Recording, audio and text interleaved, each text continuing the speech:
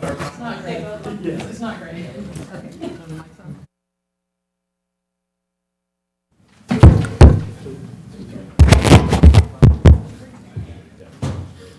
The green light. Someone turned off your green light on the side. Okay, it's on. Okay. Call the meeting back to order.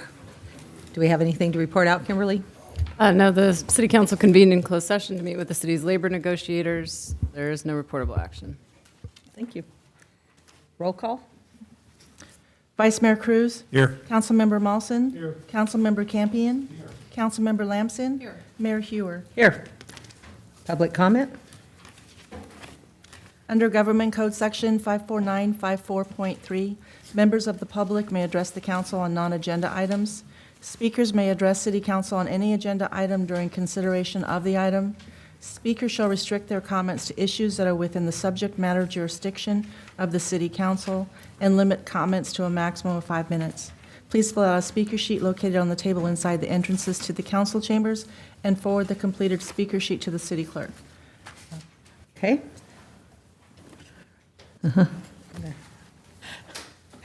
Okay. If you join me in a silent prayer and then flag salute, Pledge of Allegiance by Bob Ballet, a Vietnam veteran.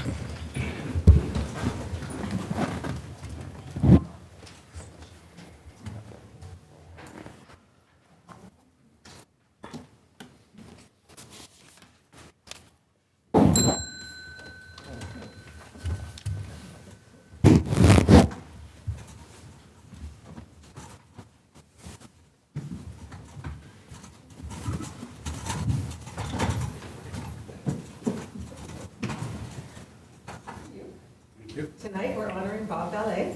He was born and raised in Bamberg, Germany on December 16, 1962. At age 16, he and his family immigrated to Elk Grove, California. After graduating from Elk Grove High School, he joined the United States Army on December 2, 1964. While in the Army, on January 15, 1969, he became a United States citizen. He served in Vietnam, among other places, from 1970 to 1971. Upon return to civilian life, he worked as a human resource specialist for Pacific Bell and AT&T, and retired on December 29, 2001. Bob moved to Galt shortly thereafter. He resides, along with his brother Henry, at Three Palms Mobile Estates. In retirement, he's continued to serve his community by helping his fellow veterans obtain their benefits and helping the elderly in whatever way he can. Bob was appointed to serve on the Commission on Aging and has a newspaper column geared towards seniors in the Galt Herald. At the last commission meeting on January 25th, he was elected by his peers to serve as the chairperson. Thank you, Bob, for your service. You're welcome. This is a pledge. It's been an honor. Thank you. I pledge allegiance to the flag of the United States of America and to the republic for which it stands, one nation under God, indivisible, with liberty and justice for all. Thank you, Mayor.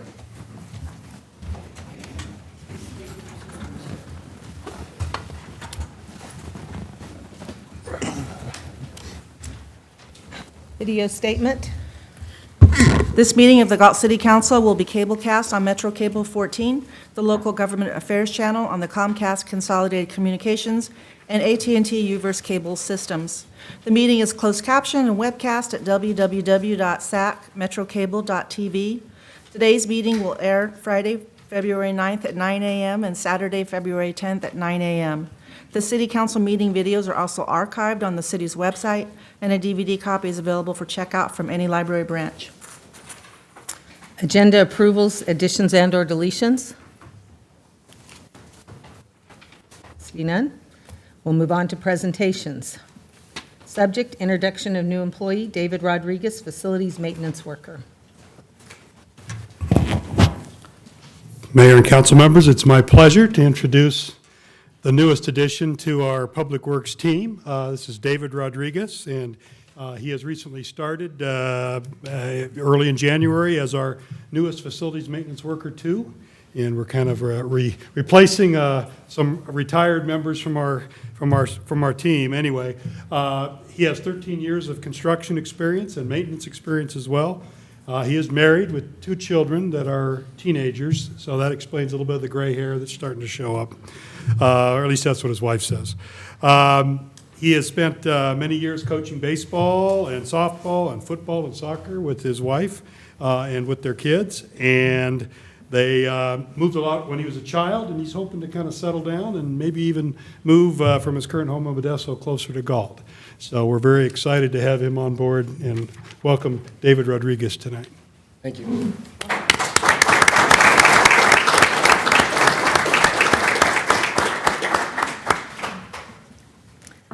Subject, solid waste legislative update, Public Works Department.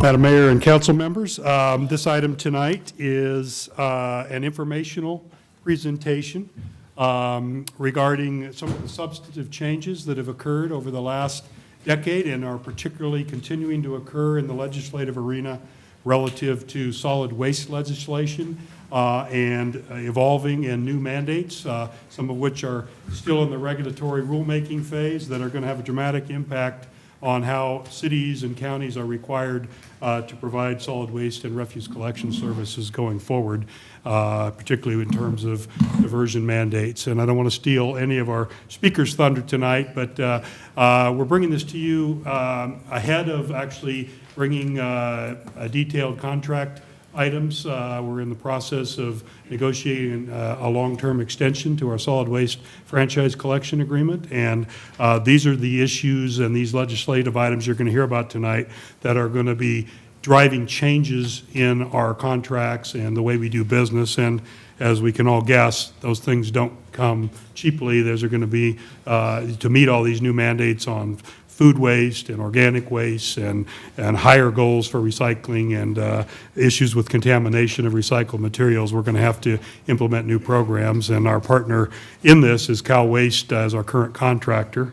And I'd like to introduce Josh Panay. He is a consultant working for Cal Waste and is an expert in the sort of the legislative field around solid waste for many years, and he's going to walk us through some of the recent past and coming legislative changes that are in the works. Well, thank you, Steve. Madam Mayor, members of council, thank you for the opportunity, and thank you for your service. I served on the city council in Sacramento a few years ago. Seems like a lifetime ago now, about 20 years ago, and served on the County Board of Education too. So I appreciate what you're doing on a daily basis. It's a lot of work, so thank you for that. Let me start with, let's see if I can work this. So the idea was to give you an overview from 1995 through 2008 and then 2009 through 2025.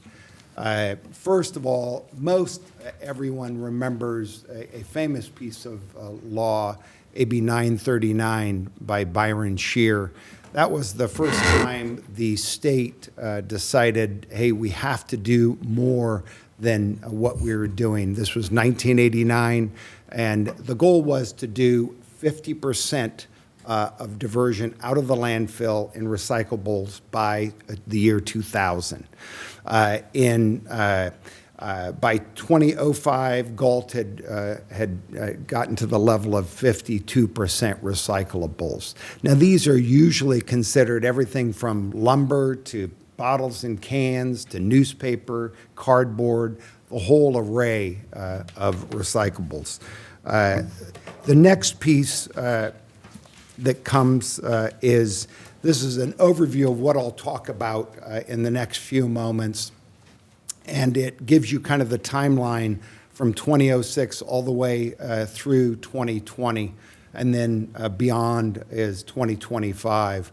You'll see each of the pieces of legislation, and you'll see, I'll give you kind of a sense of some of the philosophy behind the legislation and why it passed. First of all, Governor Schwarzenegger signed in 2006 AB 32. That was the foundation for a lot of what would happen in the next decade. And in that decade, the Air Board was assigned to give a scoping plan of how we're going to achieve this.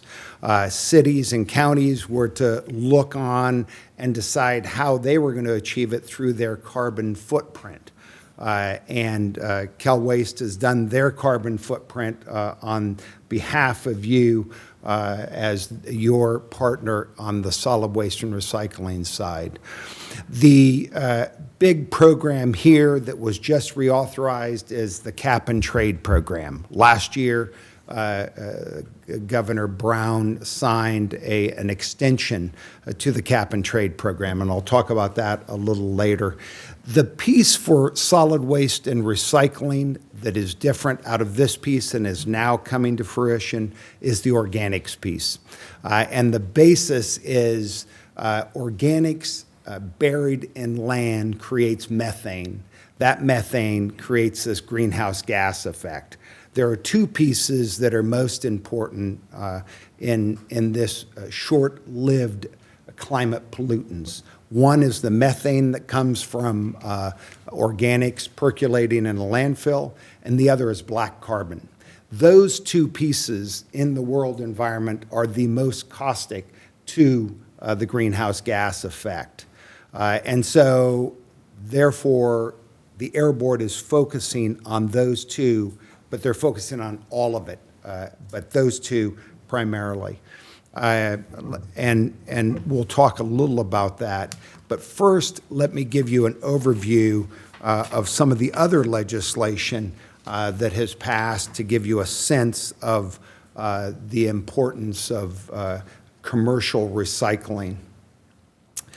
This piece of legislation, AB 341, decided that we would focus on generators, and generators would be on the hook to recycle. So your partner, Cal Waste, puts together a program that requires generators of this waste to be recycled. So first of all, as you can see, phased in over time, it begins in 2012, and every commercial business with 4 cubic yards or more of trash collected would have to have a recycling program. The next piece is every multifamily of 5 or more units would have to have a recycling program. In 2020, the statewide goal is set, and Cal Recycle is to report back to the legislature how they're going to accomplish a 75% recycling goal statewide. With that, Cal Recycle has held a number of hearings on the issue, and they're working on different plans to require cities and counties to recycle beyond just generators, as in this case. Next came 1826, a bill by Assemblyman Chesbro before he left the legislature, and this targeted food waste. So looking at food in a variety of areas, and first looking at the biggest producers of food. So 8 cubic yards a week of organic waste. This would be an industrial or a commercial facility, a food facility that's making something or producing something. So the legislature thought, let's first make them do it. And then secondly, by 2017, anyone who has 4 cubic yards of organic waste again. So this is still this is like a 4 cubic yard, the standard, what you see in the garbage behind a pretty good-sized restaurant. But this is all organic waste. So then by 2019, it would be those who have 4 cubic yards of solid waste. So this is your average business.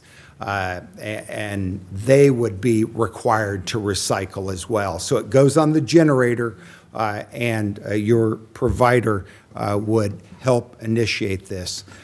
One piece that could come next by 2020, if Cal Recycle decides in their numbers statewide that they haven't achieved 50% diversion out of the landfill from this organic fragment, then they have the authority under the law to pull the trigger and required generators of 2 cubic yards of solid waste. So now we're getting down to half that bin in the back of most restaurants. Half of that would, those generators would be required just with their average solid waste to start recycling that organics. So those laws went after the generator, and that's kind of how they did it. And our sense is by 2020, CalRecycle will be pulling this trigger because it'll be tough to get to that 50% number without pulling that trigger. Another piece in the mix is AB 1594. Alternative daily cover has been used as a recyclable for 20 years now. The law allowed it to be done, and you could take advantage of the recycling credit. An alternative daily cover is landfills every day have to cover their garbage for vectors, for birds,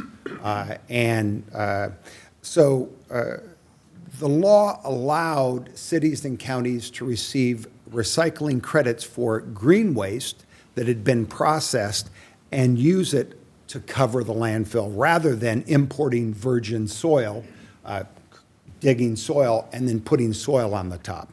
So the philosophy of the law then was this green waste was a good substitute for the virgin soil.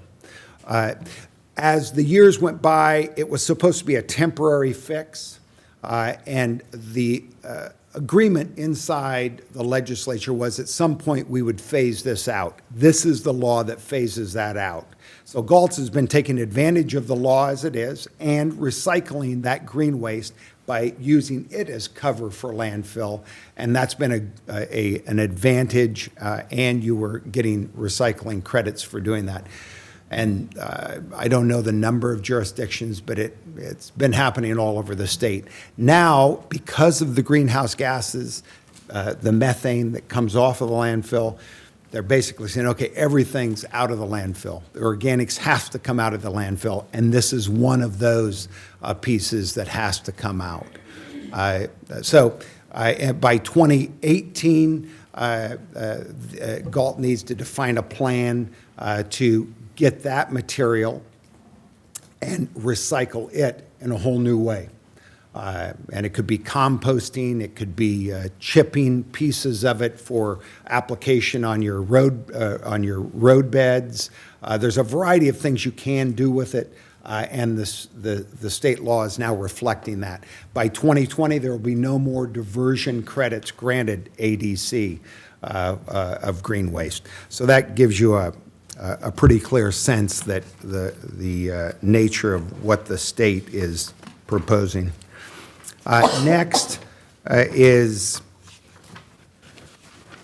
1383 by Senator Lara. And this was an attempt in 2016 to look at the whole of the organic stream and say, how do we really get at it? And what they did in this bill was simply said, okay, any food, fiber, paper, wood products has to come out of the landfill. 50% by the year 2020 and 75% by the year 2025. Now these are statewide targets, but each city will be responsible for their fair share of it. CalRecycle is going through an extensive regulatory process right now, and so they've laid out a variety of regulations. We're working with cities and counties, rural counties, and the recycling industry to find a fair and balanced and a sensible way of implementing this law. But this will be the driver that will stop in a big piece of the methane that's coming off of landfills. At some point, I think also landfills will increase the way they're draining off the methane that exists in the landfills now.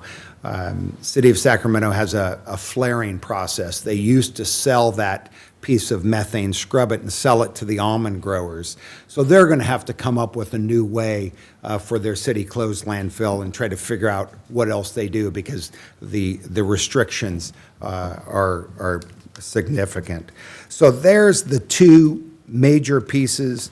In 2020, 50%, and in 2025, 75%. It's about the methane. It's about the two most harmful pieces to the environment, and that's black carbon and methane from landfills. So those are the two on the front burner, you might say, for the California Air Resources Board. So this gives you kind of an overview sense. I'm prepared to answer any questions you might have. And I think that Jack Fiore from Cal Waste is ready to give you a kind of a final slide as well. Any questions for me, Mayor or Council? Any questions? Thank you so much. Okay, thank you. All right, Josh, thank you very much. As Mr. Winkler said at the onset of this, we're in discussions with the city, and we are preparing solutions for everything that Josh has talked about. You've got 5 pieces of legislation, 5 laws up there that need to be addressed. One of the shortfalls of the current contract with Galt is it doesn't allow for the kinds of flexibility, and this is a hindsight comment that I think we need to fix going forward, but it doesn't allow for the kinds of flexibility that you need to address the 6th one that isn't up there yet because it hasn't been passed. So we're going to come back here in a few weeks with some solutions for the commercial and residential recycling component. And you can see on our little table there that we intend to address at least 4 of the 5 issues with that. The organic waste collection and processing, there's 2 sides to that. Organic waste is almost 20% of the waste stream that goes into the landfill now, so getting it out is going to be a significant undertaking. We've got some collection programs in place already. I think last year I reported to you all that we were doing food waste collection in the schools and a couple of the larger grocery stores. Those have moved beyond pilot programs into full-blown programs, and so we're doing well with that. There's plenty of ground left to plow, but I think we've made some good progress so far. We're going to come back with in this new contract with solutions for organic waste collection and with some ideas for the processing option, which is the second half. Probably the more difficult half, frankly, is okay, now we did such a good job collecting it, what are we going to do with it? We're going to bring those solutions to you as well. And the final third of the pie will be to develop a transfer facility, and that kind of fits into the 2 that are above it. Having a transfer facility with the flexibility to do industrial collection and sorting, construction demolition sorting, do some load consolidation, to take small loads and turn them into large loads. It will be a destination where the public can come and bring their own waste. Contractors can come and bring material from their sites. It'll be a place where we can utilize the technology that it'll take, perhaps with organic waste, perhaps with the green waste, and that problem we don't know yet is a problem, but we're going to have to come up with a solution. So we're excited. We've got a good. I think we've got a good strategy. I think the key word here is we need to present the city of Galt with an infrastructure solution so that you've got what you need in solid waste, just like you do in things related to the wastewater treatment plant, things related to water and storm sewer as well. And Cal Waste is here to partner with the city of Galt. Yep. Any questions? Thank you so much. All right, thanks. Public comment? Oh, okay. You read the statement? Oh, okay. Public comment, Gail Weber.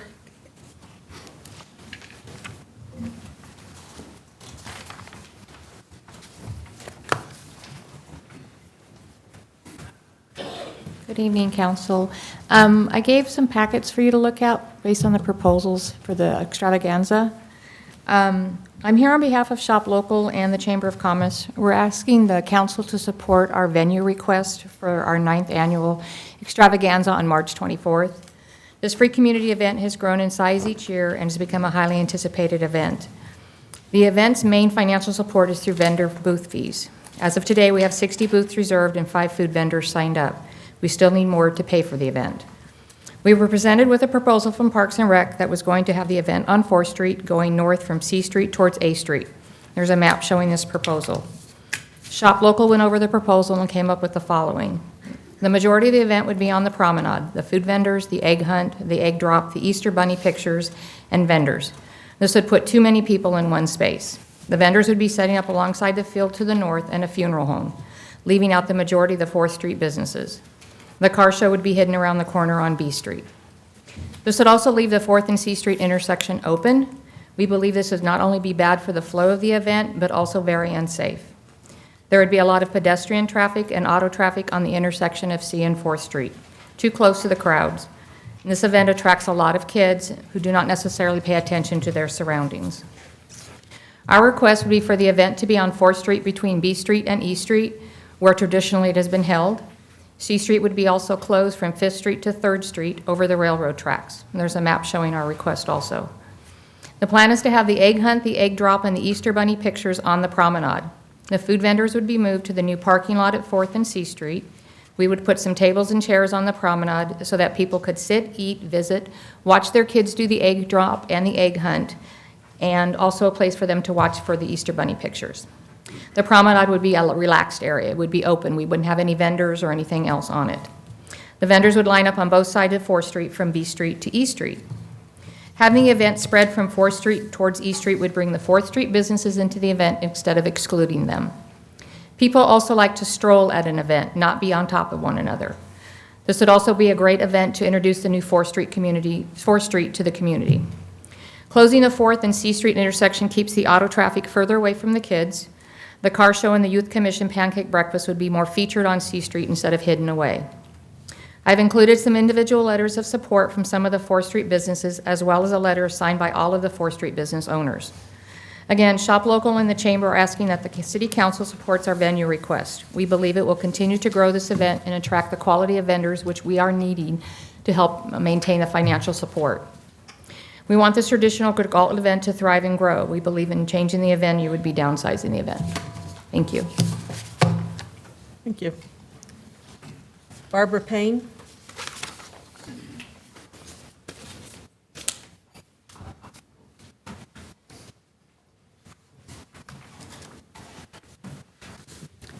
Good evening, Council. The Galt Beautification Committee has noticed while driving along the highways and the roads in the area that it's getting more and more litter and garbage. We are concerned that that attitude might spread to our community. So we've come up with a program called Galt Looking Good. We want it to be a very positive program and not one of shame on you. The goal is going to be to inspire the community to want our town looking clean and beautiful, including businesses, neighborhoods, individual homes, and individuals' litter. For a long time, the Beautification Committee has had a Home of the Month to inspire homeowners to make their home contribute to the beauty of the neighborhood, and we will continue that. We have continued it so far. We hope to go into the elementary school and put a lot of emphasis on litter. We believe that the best time to learn pride in the community is when the children are young and impressionable. So we want to visit the schools and give out litter bags, and it says litter bugs us, and we hope maybe we can have a litter bug actually visit the classrooms and impress the youth. Also, the high school We want to bring them into our program. So we want to have a photography contest. Again, we're trying to be positive, trying to build pride in the community. So we want them to take a picture of a favorite place they have in Galt. You know, like a lot of these students in high school will be going away to college, and they'll think about, oh, Galt, I really loved this, or I really loved that. So we plan to have this photography contest in the high school, and then put the photographs on display, maybe even come up with a special wrap around utility boxes or something, but we're working on that part. We also want to include businesses. We've had Home of the Month for a long time, so now we want to have a business, not Business of the Month like the Chamber has. Our businesses are going to be known for keeping our town clean and beautiful. And when they are selected, they will get a sign like this in front of their business, thanking them for keeping our town clean and beautiful. Again, we want to be really positive. And this past week, we selected our first business. It's the mobile gas station at the corner of Lincoln Way and C Street. We noticed their landscaping is really beautiful. Their rose bushes and grass is all maintained very well. In addition to that, we want to have neighborhood and community cleanup. And on February 24th, we are going to emphasize 4th Street, and we're going to have a neighborhood cleanup starting at 10 o'clock, and we're going to meet at the coffee shop there on C Street. Everybody's invited to come out and help us, and we'll have coffee, and I don't know, we may have pizza in the park too. So it'll start at 10 o'clock. Everyone's invited. We want to keep our town clean and beautiful. Thank you.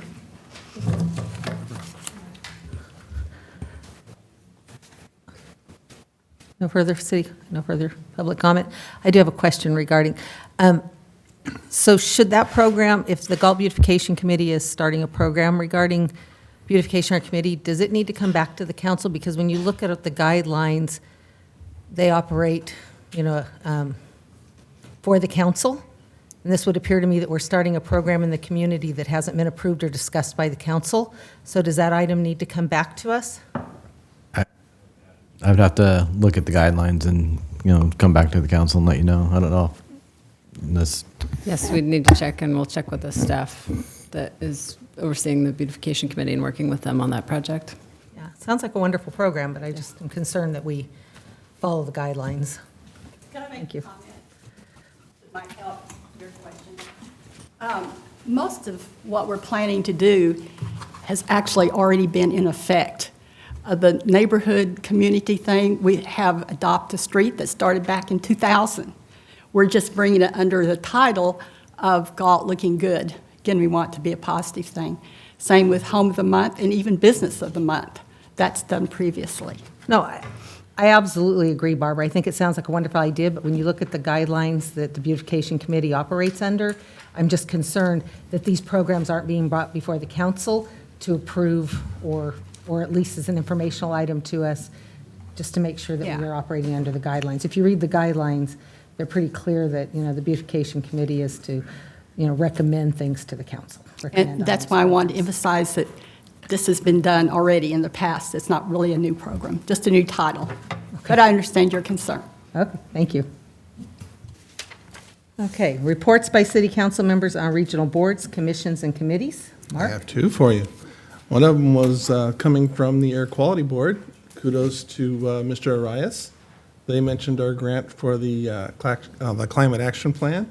We're one of the few cities who actually we're given that, which is pretty awesome.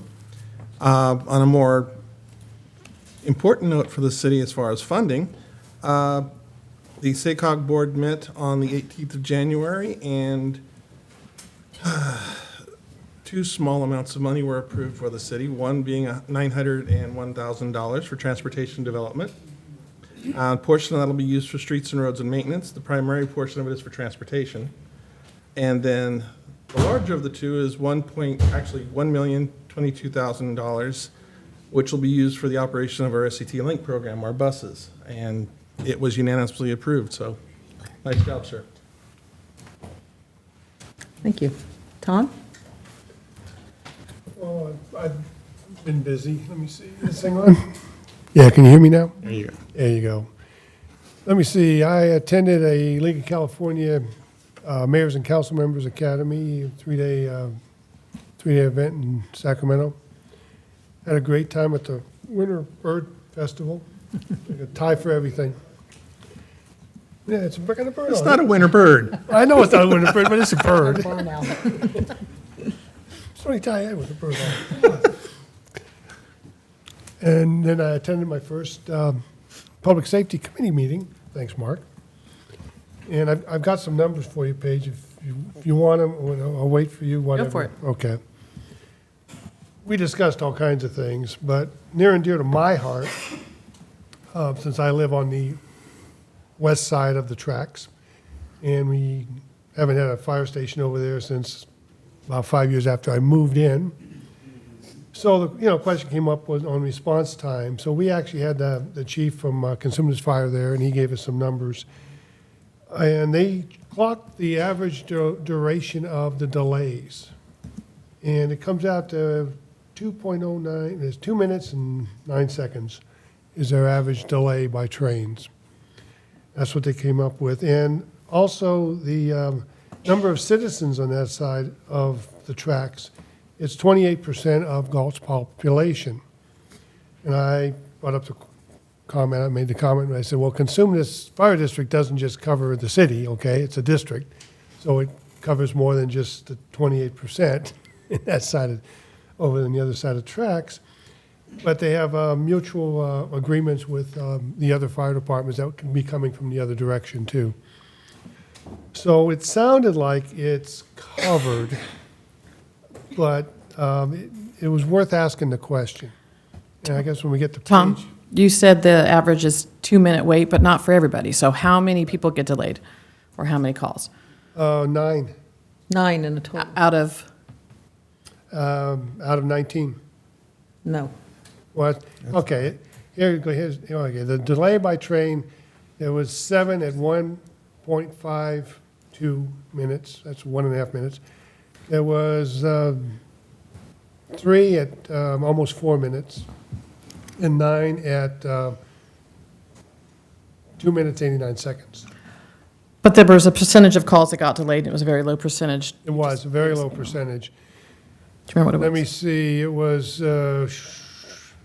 It's like 2% or something. something like that. Yeah, it was. I'm reading it here. It's like I think 3.5% total And responses. Mr. Winkler, do you remember from our, Yeah, we were also pursuing similar Yeah. questions, and I believe it was fewer than 4% of the total calls. Yeah, it says 3.5. Out Yeah, of some, I think there were Yeah. 19 out of 583 calls. and it Thank you. was- something like that. Yeah. That's it, thank you. And the average delay was probably at or under 2 minutes. Delay by train.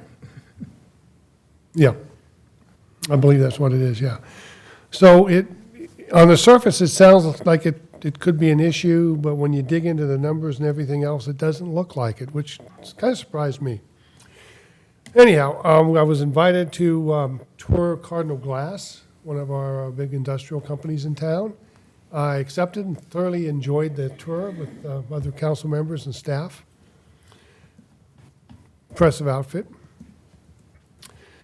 And then we also had a city strategic planning session, which was agendized on the calendar. So being a council member isn't just 2 meetings a month. Thank you. Tom, Kurt, I don't have anything to add. Paige? I attended the safety committee meeting also, and we want, along with that wonderful information, we want to encourage our, hello? Oh, God, I apologize. Encourage our citizens to use the Galt Connect app in reporting things. Do not wait till the safety meeting and when there's certain things that are already code that you can report. Also, the Youth Commission, I attended that meeting last night, and they are currently recruiting new members. So if you know of any fantastic youth in this community that would like to make a difference and serve, I believe Donna will have the application online. I have a copy of one. So hit those kids up. And what else did we do? All the other meetings were wonderful, so that's it. So I attended the Red Stripe Blue Star Moms inauguration dinner. Jean attended with me. It's actually an organization to support moms in the military, moms and family members in the military supporting our service members, our active duty service members. And they're the first group in this area. Before, they had to go all the way to Oakdale or up to Sacramento. So they're hoping to serve the Lodi, Elk Grove, and Galt area. So that was great. Friends of the Library, I attended the Friends of the Library meeting, and we presented, along with Public Works, the plans for the expansion of the library, and explained that, showed the conceptual plans and discussed the fact that we currently have the plans, but we have no current funding identified for the expansion. So I also attended the Cardinal Glass Tour. I also thought it was wonderful. What a great company to have in our community. They're doing really great, wonderful things.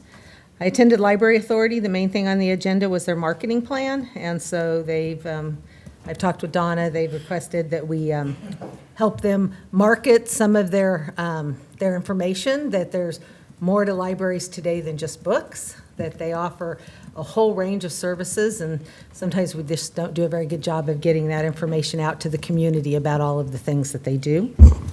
We had the strategic planning session, and I then had the wonderful opportunity to attend the Historical Society meeting, and for anyone that doesn't know, they have found a 1947 film that is about when the county fair was here in Galt. And so I know they're planning some opportunities for the community to come out and see the film. It's about 20 minutes long. I was able to share it with the council at the strategic planning meeting. It is Fun. Yeah, to see what the city looked like in 1947 with the fairgrounds and the racetrack, and it was really a wonderful opportunity, so. Yeah, it was really good. It was really good. It was. Okay, anything else? So, information consent calendar. It is recommended that items 1 through 5 be acted on simultaneously unless the council member requests separate discussion or action. Minutes of the regular meeting of January 16th, 2018, and special meeting of January 26th, 2018. Receive and file warrants for period ending January 23rd, 2018. Third item, fiscal year 2017-2018, second quarter financial review. Item 4, California Statewide Communities Development Authority Property Assessed Clean Energy Program. And the last item, 5, authorize the city manager to execute amendment number 1 to the agreement for consulting services with Calendar Associates Landscape Architecture Incorporated for the 4th Street parking lot and open space improvements project. I'd like to pull item 4 for discussion. No, not item 4, I'm sorry. Item 5. I just had a question.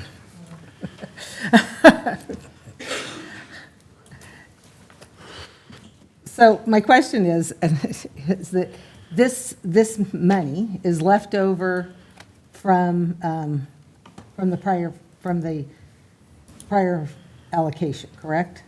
I mean. So let me see if I can articulate clearly this little bit of a convoluted story.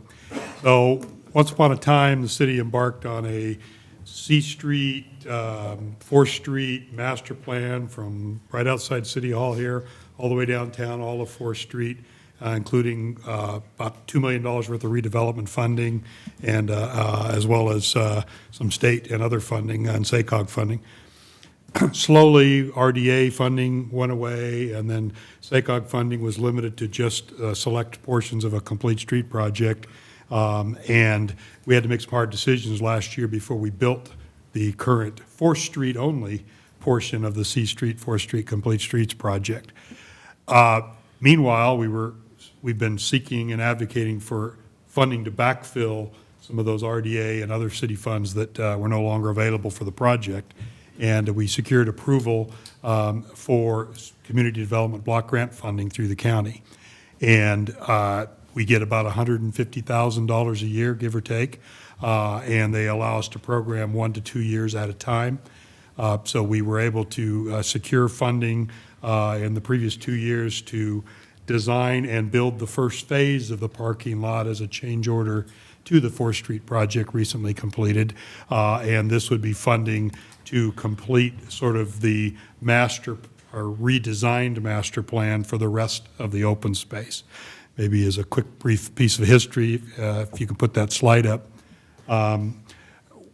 Back before I came to the city, probably back around 2011 or so, the city council was presented sort of a master concept plan for the 4th Street corridor, as well as the C Street corridor, that had visions for the railroad right-of-way, subject to getting lease agreements with the railroad. And when we were ultimately able to secure a lease with the railroad, they nixed a lot of the planned pieces of public improvement. Looks like our graphic isn't going to be able to come up Yeah, tonight. it'll come up now. But there were things like graded amphitheater for community projects, and we'll see if we can get that just a little bigger. But as you can see, there was going to be a small amphitheater. This is sort of where the current promenade is, with the railroad running to the south of the colored area. And, I'm sorry, to the west of the colored area, bottom of the picture here.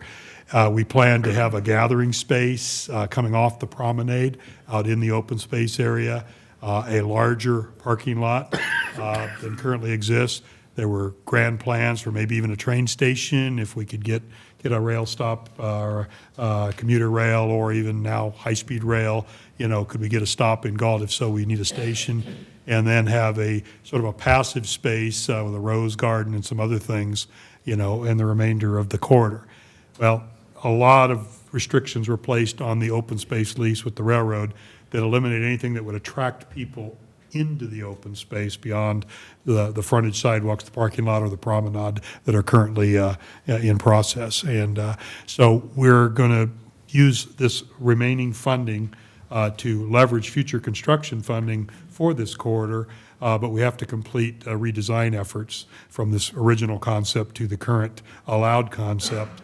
We'd like to include the community and some of the downtown businesses in helping us sort of rescope the vision for the open space while still meeting the railroad requirements.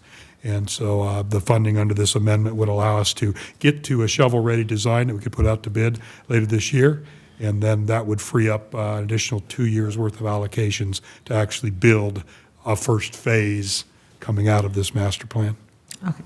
So this funding is just for the design process? Yes. That's correct, to get through sort of a re-engaged actually community any process, construction. bring a presentation to the council, and get to shovel-ready plans on a first phase that would sort of try to utilize the $300,000 or so that we would hope to get in the next couple of years from CDBG funding. Since 4th Street corridor is in the historic preservation area, could I suggest that we also consult the Historic Preservation Committee? Absolutely, great idea, and those are the kind of groups who want to come out to our public workshops and provide feedback and input. Okay, thank you. Any other? And if we don't use this funding, does that put the future funding at risk? So currently, what we've been told is they're kind of holding our current year allocation for the current fiscal year and next year's allocation hostage till we expend the existing monies that remain and get to show that we're shovel ready before they'll give us construction. Yeah, they want to make sure we keep moving on it. Correct. Yeah. Okay. Do I have a motion on this item? So moved. Second. Moved by Vice Mayor Cruz, second by Councilmember Campion. Call for the vote. Vice Mayor Cruz? Aye. Councilmember Mawson? Aye. Councilmember Campion? Aye. Councilmember Lamson? Aye. Mayor Hewer? Aye. Passes on a 5-0 vote. Do I have a motion on the remainder of the consent calendar? I'll move. Moved by moved by Councilmember Mawson, second by Councilmember Campion. Call for the vote. Vice Mayor Cruz? Aye. Councilmember Mawson? Aye. Councilmember Campion? Aye. Councilmember Lamson? Aye. Mayor Hewer? Aye. Passes on a 5-0 vote.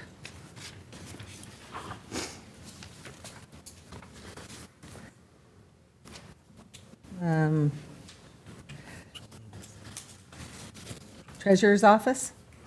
Treasurer's report. Yep, thank you, Madam Mayor, City Council members. Tonight before you, you have the Treasurer's report for December 2017.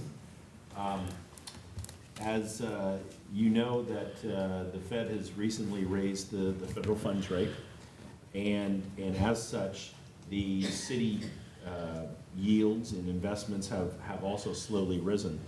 But I want to address tonight where the majority of our city's funds are actually invested, and that is in government agencies. And when I talk about government agencies, I'm talking about the Federal Home Loan Bank, Fannie Mae, and Freddie Mac agencies. And what I buy in investments are callable, which means that any one of those agencies can call or redeem that bond at any point in time, usually on a quarterly basis. But I also buy what are called step-ups. Those are bonds which, as rates increase, then the bond rate will also increase, usually at an annual basis. So it's kind of tricky to know whether it's an annual basis or semi-annual basis, and whether it's quarterly call or semi-annual, annual call or annual call. So that's where the majority of the city's funds are invested in. We have approximately, as I said, about 65%, which equates to about $30 million in that. Right now, we're earning 1.59% on those callable agencies. As time goes on in 2018, and if, as predicted, you're going to see additional Fed fund interest rate increases, you're also going to see these bonds step up. So that way we don't have to buy any new ones. We already have them, and they'll just automatically step. So with that, then we also have about 14% of the city's funds in the state of California LAIF. LAIF has been, their interest rate has been slowly rising. It's now about 1.25%. Overall for the city, in the month of December, we earned 1.44%, which is, honestly, it's the best we've seen in about 9 years. So that's good. As far as interest earned, half of the fiscal year is over. We've earned about $215,000 at this point in additional city funds. So with that, I'll ask for your approval. Oh, and one more thing before I do that. Recently, you know, we've all heard and seen about the stock market. Okay, I just want to say, and it's my opinion, of course, but don't panic. All right. This is an adjustment that I think was needed. And you know, don't go out and bet on the interest rates at this point. So I think we're good. So with that, I will ask for the City Council's approval for the Treasurer's report ending December 2017. Do you have a motion? So moved. Second. Motion by Councilmember Lamson, second by Councilmember Campion. Call for the vote. Vice Mayor Cruz? Aye. Councilmember Molson? Aye. Councilmember Campion? Aye. Councilmember Lamson? Aye. Mayor Hewer? Aye. Passes on a 5-0 vote. Thank you. Thank you, Mr. Farrell. Culture and Recreation Department, Parks and Recreation Programs, Cost and Fees Study Session. Mr. Solis.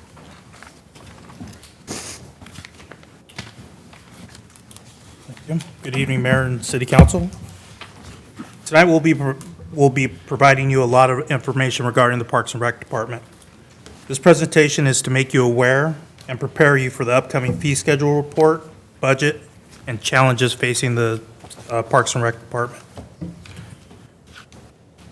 We'll be covering these areas here: the general fund subsidizing the Parks and Recreation, cost allocation of Parks and Recreation, program hard costs versus full burden cost, program fees, park facility needs, rental facility costs and fees, and special events.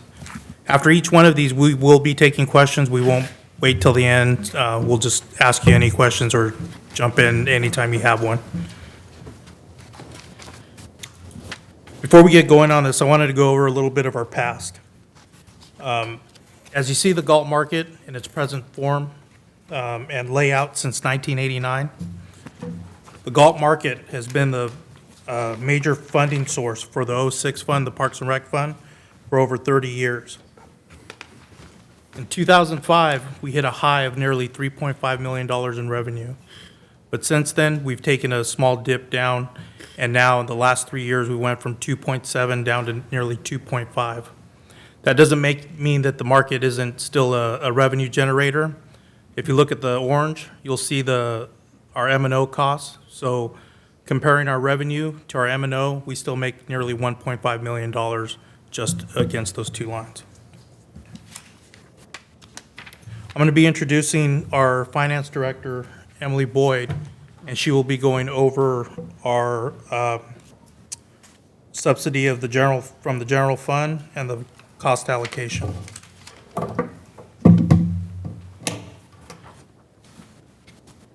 Good evening, Mayor, members of the council. This first slide shows you graphically the revenues, expenditures, and the subsidy from the general fund for our Parks and Rec programs. Note here that this is all the revenues. This is the Galt Market and all of the other programs that the Parks and Rec Department has. That's the classes that they offer, the pool, the aquatic center, the sports events. All of those are included in the Parks and Rec Fund. So all of those items, including the Galt Market, are here. You'll see that the revenues have consistently been lower than the expenditures, which means that there has been a net subsidy every year. You see it varies. Some years are greater than others. One thing to take in and note is that we're very fortunate here in Galt that we have the Galt Market. It is currently paying about 60% of the expenditures of the other programs. In many cities, you would find that those Parks and Rec programs would only be funded by the general fund to the tune of, the general fund would have to pay that 60%, and the programs themselves would only be generating 30% coverage. So we're the other way around because we are generating from the Galt Market a considerable amount of money towards our expenditures. This is the current year budget, and I broke it out by Galt Market and other programs.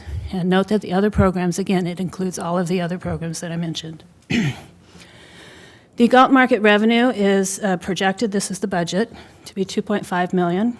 The Galt Market direct expenses are $1.0 million. The central service cost, and we'll talk a little bit more about that on the next slide, are $240,000. That's 23% of the expenditures. And net income is $1.3 million. So that $1.3 million is the net income off of the Galt Market that's available to fund other Parks and Rec programs. So if we look at the budget for the other programs, revenues are $790,000 change. There's some transfers in. Those are landscaping reimbursements from other funds. Other program expense, running those programs costs approximately $2.5 million. And then the central service costs on those other programs is the 23% or roughly $568,000. For a net loss on the other programs of $2.2 million.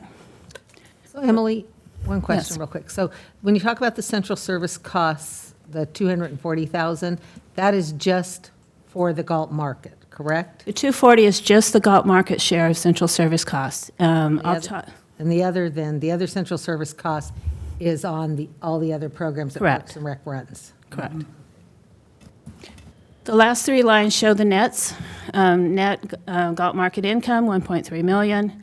Net other program loss, $2.2 million. So the amount subsidized by the general fund is $966,000. And once again, I'd impress upon you that that's a much lower percentage subsidy than many other cities, thanks to our Galt Market.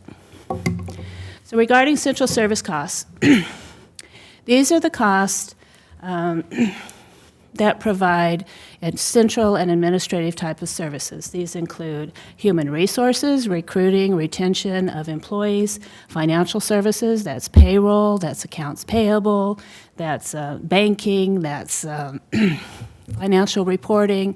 That's all of the things that the finance department does. Information technology, that's support for IT devices. Building maintenance, that's facility maintenance on the facilities used by Parks and Rec. Central shop is the vehicle maintenance for vehicles used by Parks and Rec. Insurance is that share of liability insurance that the Parks and Rec Department needs to have. And then there's other minor administrative costs for some of the management of the council, the manager, the attorney, and so forth. Now, the cost of these, I can go back one slide. If the Galt market had to hire human resources, if they had to hire a finance department, they had to hire somebody to do their payroll and their accounts payable, and if they had to pay their own insurance bills, they wouldn't get the efficiencies of economies of scale by having the whole city insurance. They'd probably have to pay more. If they did all of that on their own, it would likely cost them considerably more than $240,000. They gain that economy of scale by having the central services of the city as a whole provide those types of administrative services to them. The 23% is based on the study that was done last year. And as you know, we changed our study methodology. We moved from a subjective method to an objective method. Subjective method in general is where you look at, you have individuals record time studies of how much time they spent doing what. It becomes less accurate. For example, if we have an accounts payable clerk who's trying to figure out how much time did she spend writing, processing payments for Parks and Rec as opposed to the Public Works Department or the other department, the number of hours or the minutes that she records for that are not necessarily going to be spot on. It's going to be her estimate of what she did. So that's why the subjective method is not necessarily the most efficient way to do it. An objective method bases the allocation upon statistics that can be measured. How many accounts payable checks were written in total through the year? How many city council agenda items were brought forward? How many full-time equivalents are there? And then that's one of the measurements for determining how much of HR each program gets. Parks and Rec, by nature of how it does business, with a lot of seasonal employees, tends to use more HR services than perhaps the finance department that's a little more stable. Technology devices. How many devices are being supported in each of these departments? If we have 13 or 14 computers in finance, but we have 37 or 40 over in PD, it's going to take more support to support PD than it's going to take to support finance. So you look at those numbers and you see how much did it cost us for information technology and who was getting supported and what is their share of that total cost. So beginning in fiscal 17-18, we moved to an objective cost allocation methodology, and I'm not going to belabor the point here because we've talked about this many times already. But we bring it up so that you can see as Armando moves through his presentation on the cost of various programs, you'll see that you have two types of costs. One of is your operations, your hard direct costs, directly related. Buy things for the pool or for the sports fields, that's a directly related cost. Or the employees that directly work at the pool, those are direct costs. And then the other one is the central service costs, which are more indirect. They're the types of administrative costs that I've just been talking about. So, any questions on that? Questions? If not, I will turn it back over to Mr. Solis. So in this section, we'll be discussing, is that working? In this section, we'll be discussing our rec programs and our fees. I'd like to introduce our recreation supervisor, Monica Lopez, and she'll go over exactly how we calculate that and explain the programs. Okay, so this is kind of hard to see. This kind of goes along with the packet that you have, or good evening, Mayor and City Council. If you turn to the second page, which is what is up on the screen right now, it'll show that an example of the 7th and 8th grade boys basketball program. So we've gone through, this packet has all of our programs, but we just picked this one as an example. So if we're looking at the top, we're looking at our hard costs, staffing and soft costs. Staffing is directly related to that program. The soft cost is administration, maintenance, and things that support the program. The very first column are the job duties. So those are things that the people are doing, the daily site duties, daily program supervision, tryouts and drafts, things that need to happen for that program to run properly. Before she goes further, can I just explain that binder that you're provided has all of our programs in there, and what she's going to do is she's explaining to you how to read these programs so you can understand what the true costs are. So that's the meaning of what we're doing now, going over what the sheet means, and so you can understand it when you take your time to read it.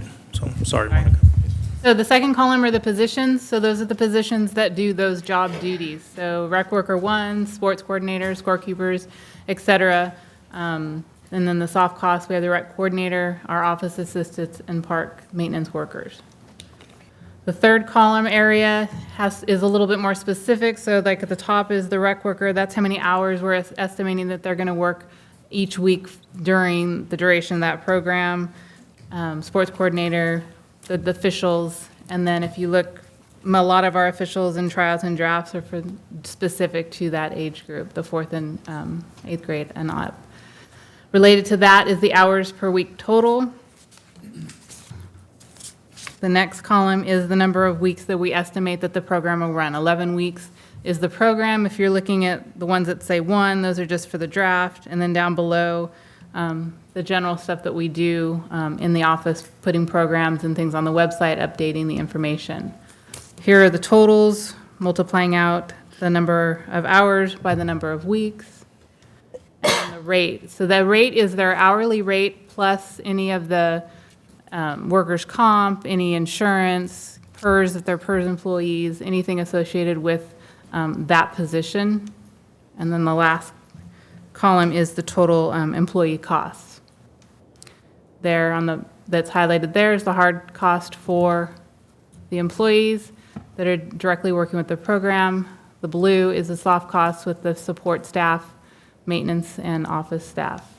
Yellow is the full staffing total for that program. Next, we have the M&O, the expenditures for that program. The first column shows examples of what we need for that program. Balls for practices, balls for games, the sticky pads, first aid kits, etc. The next column kind of explains the breakdown of what we're looking at. 2 balls per team at $8 each, $16 per team, about 7 teams. The next column, 7 teams times the 16, and then you have the total all the way to the right. Here are the M&O, the expenditure totals, the hard costs, and here we have the subtotal with the staffing plus the M&O or expenditures. I just have a quick question. Where's the M and the O costs? I mean, like the Maintenance and M, like in the operation? maintenance of the facilities? Maintenance and operations, it's just how it's titled in the. I know, but I don't see any maintenance here for the facility. No, there are no maintenance included into that. Okay, so it's not included in this? No. I didn't think so. A lot of our facilities are not our facilities. So especially with the 7th grade, 4th grade and up, 1st grade, and some of our 2nd and 3rd are at Cibola, but the rest are actually at the elementary school or the high school district sites. The total expenditure cost there in blue would be everything added together. Here's the revenue. Typically, the revenue estimates are, we look back 3 years and average out. So this one for the boys, we've averaged it out and estimated at 70 participants. Profit and loss is down at the bottom. Here we show a loss of $7,200, almost $73,000. If you look in the middle, the current cost of the program per participant, $70.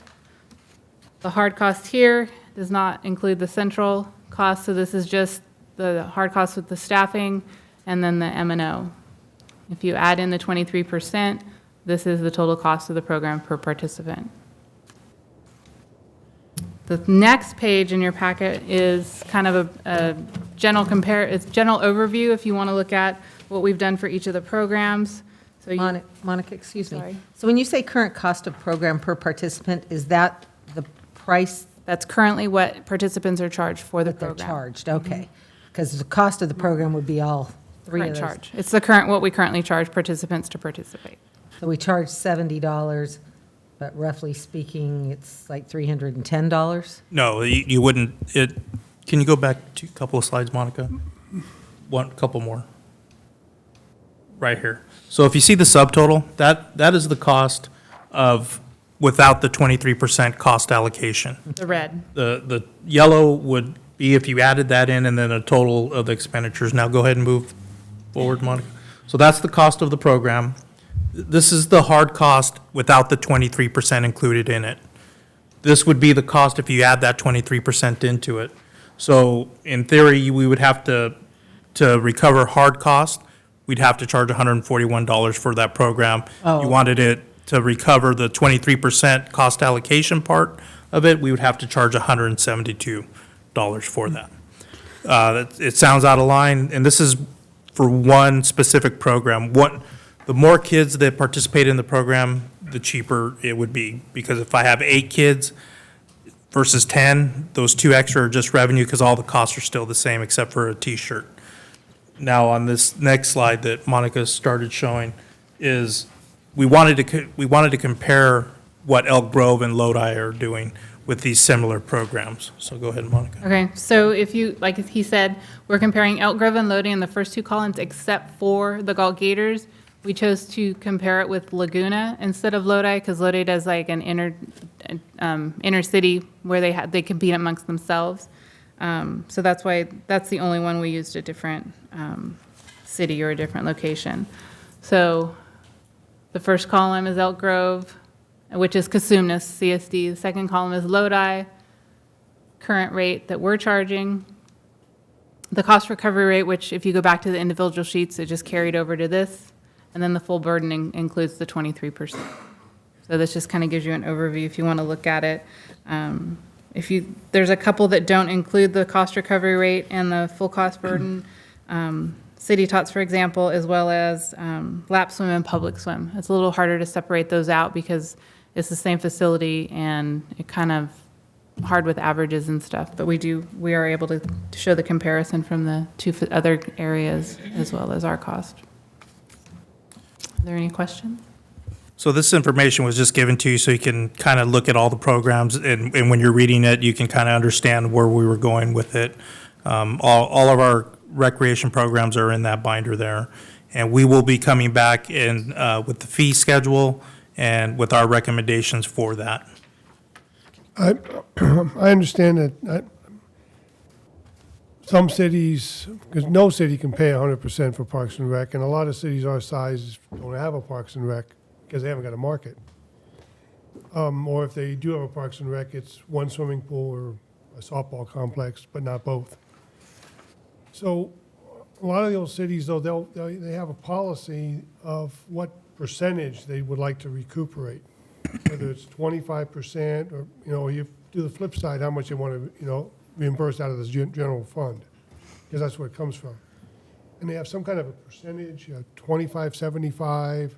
I'm just wondering, are you consistent when, how do you come up with the number of $70 per participant, but if you want full cost recovery, it's $176? In the past, there was a discussion with the city manager. What we would do is we would see what we believe the market would bear, and that's how the decision was made. Okay, and it makes sense that you have some thought involved into it, but we could also move toward policies on what we would a target of what we would like to recoup in our 25%, 50%. How much do we want to subsidize, basically? Yes, we'd be glad to take the direction of the council if you'd like us to meet a certain percentage of either hard cost or full burden cost. Well, some cities I found actually leave that up to Parks and Rec as recommending those percentages. And that's what we'll be doing when we go into the fee schedule report that's coming in about in March, that we'll be providing some recommendations for these fees. And then if they're in line with what council is thinking, we'll approve, or you can. Yeah, because I think you almost have to look at it both ways. What percentage do you want to subsidize versus how much the market can bear versus how much other cities in the region charge. Right. There's a lot that goes into it. It's not just one. Right. The only issue with that, if we charged $170 to recoup our cost for boys basketball, we wouldn't have a boys basketball program. I understand. So it really depends on how, how close you wanted to get. Yeah. And what and that's why we put that last chart up, so you can see what Lodi and Elk Grove are charging. Exactly. So you can kind of get a guess of, our one program, they were charging 115 and we were charging 55. So there's, just the comparison. So Armando, do we charge the same rate for city residents versus county residents? Yes, we do. City council approved removing the out-of-resident fee, as that this is more of a community versus a city, where the people from Harold, Wilton, they come to our schools, they come into our town, they're here, and they participate in the programs. Okay. Because Lodi and Elk Grove both have a rate for non-residents of their cities. Yes. They have a county rate or a non-resident rate. Mhm. If I was living in Galt and I wanted to participate in a program in Lodi, I pay the non-resident rate, not the city rate. I mean, my question is because, as we know, the general fund is funded 70% by property taxes paid by residents that live within the city of Galt.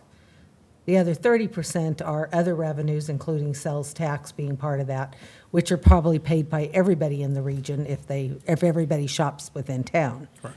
But, the fact that 70, I think we're able to do that because of the Galt market, but in reality, you can always say that the residents that live in the city limits are carrying the largest burden in regards to the cost of the Parks and Recreation program. Well, and we used to have 3 rates. We had in the high school district, and then we had outside the high school district for the non-resident rate. Excuse me, you have 3 rates? No, when we used to We have used to. 3, we used to have the resident, and then we had 2 non-resident rates, inside the high school district and outside. For comparison purposes, can you provide that information as to what the out-of-resident fee is for Elk Grove and Lodi for these various programs? Is that available to you? Sure. Okay. Do we also, would we be able to tell, because I know a lot of people that don't live within the city still have Galt. I mean, if you look at their address, it says Galt. I guess I'd like, in evaluating that, be able to see how many out-of-city resident people are utilizing our Parks and Rec programs. I mean, how many non-residents do we have if we're just talking about residents within the city? Is there a way, do you think, to be able to tell that? I'm going to ask our program specialist over there if we can. We used to have a map that we got from Public Works that would show city residents versus in the high school district with a Galt address. So you would check the address at the Well, time? if we weren't familiar with the address. Any further questions? No, but that was a good question, because, as a taxpayer of the city, the question comes up, how much do we subsidize the county residents? It may be worth it. Well, But I don't know. Yeah, and I think you always need to, you can say, well, the county residents shop here, but we get 1% on sales tax. We don't get the 8.5% or 8.75% that's being paid. We get 1%, and that's if they're shopping within our community. So it's a very small amount of revenue as compared to what most of our operating budget comes on out of property taxes, which are paid by the residents. So, okay.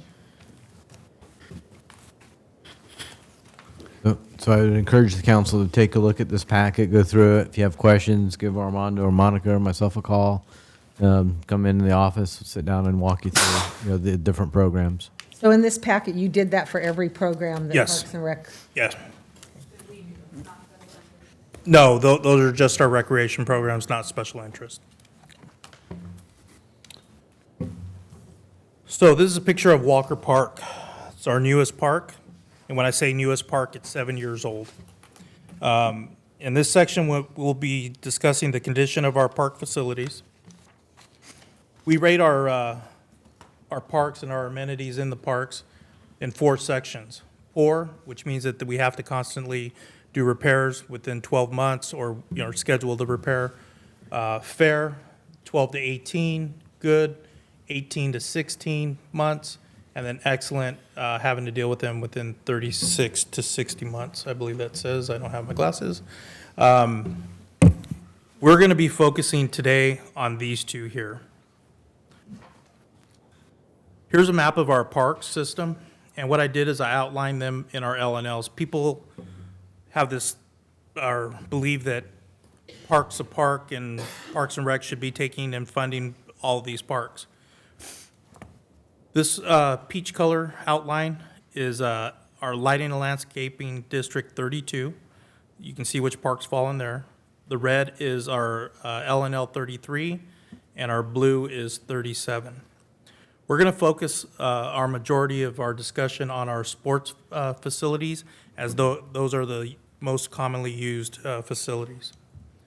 So we'll be- Armando, the ones that are circled in black are not in a L&L. Oh, I'm sorry, no. And anything that is not circled is considered Parks and Recreation 06. They are funded out of the Parks and Recreation Fund. So all the black circled ones? Or anything yeah. not in the colored? Anything not- So everything here is 06.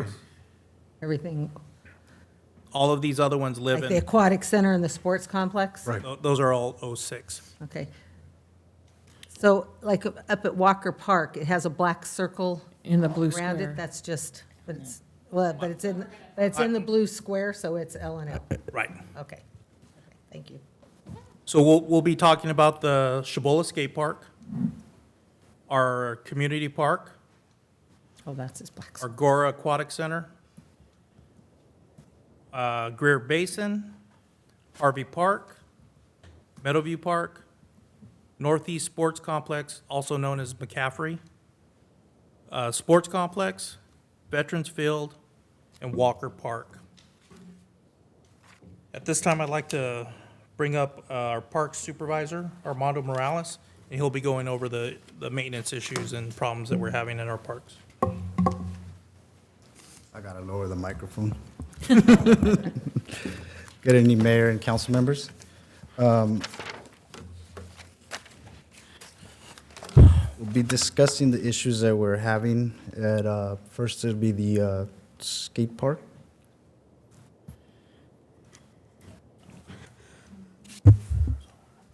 There's our skate park. You know, I was involved with the skate park when we put it in, and all those skate park amenities were all, you know, off the shelf purchased to see how it worked. And here we are. They were beautiful back 12 years ago, 12, 15 years ago. Yeah. Well, we did it intentionally that way rather than put permanent concrete ones in and stuff like that. Yeah. So these ramps are approximately 12 to 15 years old.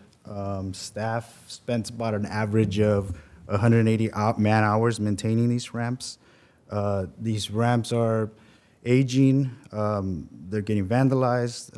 It's very difficult for staff to find replacement parts for them. And you can't really see, but they're showing wear and tear Armando, is that 180 hours annually? annually. And so to pretty much keep maintaining these ramps, it'll cost approximately $6,600 just to maintain them per year. How busy is that skate park? It's on and off. It depends. Depends. It really is being utilized. Before we left, there was probably about 20 kids out there. Even when it's locked, it's utilized. They'll jump the fence. Yeah. So Those Walker Park, but don't tell anybody.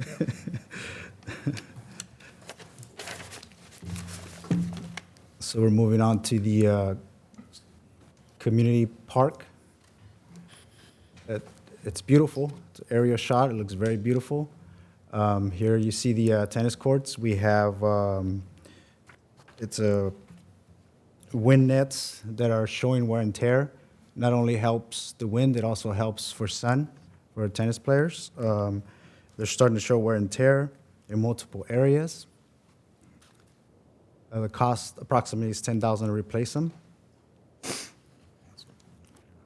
We have, I'm not sure if you can see it, because I can't, I don't have my glasses on, but there's a crack. And there's a crack, and to resurface these tennis courts, it'll cost approximately $45,000.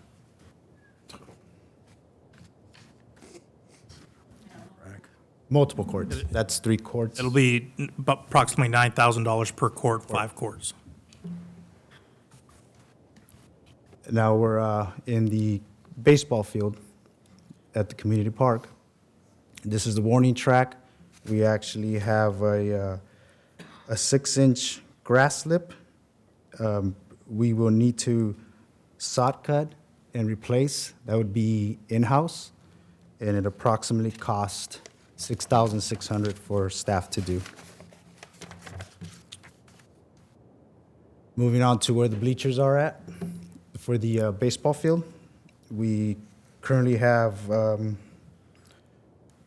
trees that are raising up the sidewalks in multiple areas. A temporary solution would be to grind the concrete at a cost of approximately $500, depending on the area. And that's just a temporary solution. And there's a tree that's overgrowing the actual planter box. There's another tree. And grinding only works if the differential's, what, less than an inch or something like that? Correct. Yes, the long-term solution's going to be that we'd have to deal with those trees and the pavement. So now moving on to the pavilion. This pavilion is rented by many patrons. They have, Everybody in town. I've seen weddings out there, I've seen birthday parties. It looks beautiful here. When you get close to it, you see rust issues. If we don't take care of the rust issues, it'll spread. Roughly cost to do it in-house, approximately $4,000 to repaint, remove the rust. And rust is caused by the moisture. And before we move on to that next park, I'd like to also say that we're currently replacing our large playground at Community Park at a cost of approximately about $125,000. So that's not in there, it's already funded, but make you aware that that would have been in this budget if it hadn't been taken care of already. How old is that park? Oh, sorry. Go ahead. How old is that park? I would say it's probably close to 20 years old. So you also, when you replace the play equipment, are you going to replace the sand also? Yes, we will be Half removing. of it's got the other kind of surface and half, Right, we will be removing it and putting in the engineered I was chips. there the other day and lots of weeds. Yeah. Lots of weeds in the sand. Yeah, we're hoping within the next couple of Springtime. months to start taking down the old structure and then taking out the sand. And by replacing the sand, the engineered wood fibers, it's actually ADA compliant. So now we're going to move on to the aquatic center. Beautiful place, aerial shot.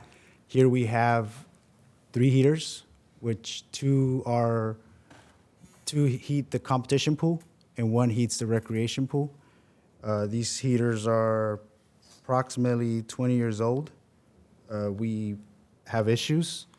Let me start by kind of giving you an example, like a barbecue pit. Normally, you show wear and tear, rust, because of flames and stuff like that. That's actually what's happening to the heaters. So we would need to replace those heaters at approximately cost of $60,000. Moving on to the filter system. One's for the competition pool, and the other one's for the rec pool. These filters leak. They have multiple issues. They're approximately 20 years old. We have issues with them, so they would need to be replaced at a cost of $45,500. Mondo, is that for both? Or is That's that per? Correct, for both. Can you go over the life expectancy for both of those? Oh, and life expectancy, thanks. Life expectancies for both would be 10, so we're over, double. So we The got life expectancy on the pool heaters, 10 years? 10 years. And we're at 20? Pool heaters and filters. Yep. We're at 20, so we got double of And you know, part of the hit that you take with the budget is they were all put in at the same time. correct. You know, if you could replace one every couple of years, Mhm. do the math, you know. Yeah. Moving on to the, let me back up. I wasn't going to show you that number yet. The chlorine system, that's the liquid chlorine. Not sure if some of you are aware of it, but liquid chlorine damages plastic, and it's wear and tear on it. We need to replace these. Staff is constantly working on these pumps, tanks, and to replace it with tablets, it's a cost of $15,000. There are probably better systems out there now, more cost-effective Yes. maintenance, everything else, than Yes. using chlorine, which is, Especially liquid. yes, Yeah. yes, which is a hazmat issue too. Correct, correct. We don't have any solar system out there or anything. I mean, we're heating strictly from electricity. Yeah, electricity and gas, yeah. No. Natural gas, yeah. So here you see the probes actually read the chlorine and the pH on the aquatic centers for both. We're having issues. Hopefully we'll make it one more year, but these are on their last leg. Life expectancy was, again, it's 10 years. We're way over that. To replace those, it's a cost of $14,700. And I'm not sure if you can see it, but underneath those metal grates, you'll see motors and pumps. There's 3 altogether. Staff is actually recommending, we're replacing these motors every 3 years. So there's actually wear and tear on the motors. They continuously run. We are recommending to put a VFD, which is a variable frequency drive, to reduce energy consumption and to save some of these motors. In order to do that, the cost would be $23,600. And here we have the emergency gate that comes from the aquatic center into the skate park. This gate is used for fire emergency secondary exit. Staff has spent a lot of time repairing this gate. It's time for some upgrades to that, panic hardware, whatever hinges, stuff like that. So the cost would be to repair is $2,000. Repair or replace? And and this is a beautiful picture, but that isn't our main concern. The recreation pool, which is the kiddie pool, is our main concern. We have a leak that has gone undetected, and we have a big issue there. We don't have a cost at this time, and that's why that's why we have a question mark there, because we don't know the cost of it. We haven't been able to isolate where the leak is. We are aware that there is one. We know but it's leaking. Yes, we do know it's leaking. Public Works has provided us with the report, letting us know that there's a continuous leak in there. And the problem is we're not able to find it. We had one in the competition pool, I believe, 3 or 4 years ago, and it took us quite a while to find that one. And then it was 10 feet deep, Steve, approximately 10 feet deep. And we were just lucky to find it at that point. So we're going to be investigating this further, trying to figure out what the cost will be to repair this leak. So when you say a leak, it's like possibly something underground, or? Could be under the pool, could be under the sidewalk, we're trying to figure it out. We actually had a company out here recently trying to find the leak for us, and they couldn't find it either. So you're talking a water line leak then? Yes. Okay, so it's not the integrity of the pool itself, or you don't know? We don't know. We don't know. It could be plaster issues. We don't know. So is that about 180, 200,000 just on the pool? Yeah. Okay. So now we're going to move on to Greer Basin Park. Here is the playground. This playground is about 15 plus years. The life expectancy on a playground is roughly 10 years. They no longer make parts for this playground. We been removing slides and have not been replacing them because they don't make any parts for this type of playground anymore. As you can see, there's some issues there, and they no longer make that. That slide is no longer there. Then a cost to replace the playground is $78,000. So what you're going to see is a common theme with our play structures. We had a couple of reps from Miracle come out and meet with us and trying to get replacement parts. They no longer support a majority of our parks' playground systems. So we can't even order a part to repair it. So as these continue to break down, we'll just have to shut down sections until we replace the whole playground system. So Break down or vandalized. break down or vandalize. As we get into later parks, you'll see some vandalism to some of these parks. So just to give you a rough estimate for a playground that size, it's about a $78,000 price tag. And you'll see higher prices for the larger parks and lower prices for some of the smaller ones. But we're going to have to just shut the playground down unless we replace it. Yeah, that was my question, is if we're taking away parts that are vandalized or broken, and we can't replace them, at some point, the playground structure integrity is affected, isn't it? Or the safety of the playground equipment? I mean, because There these is. things are made to... But I can tell you that we have I believe, everyone but one, our newest hire, are playground certified inspectors. So they are certified. They do go out and verify that the playgrounds are still safe in the current condition.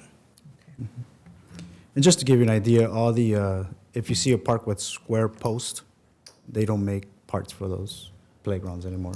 So the square post is what you don't want to see.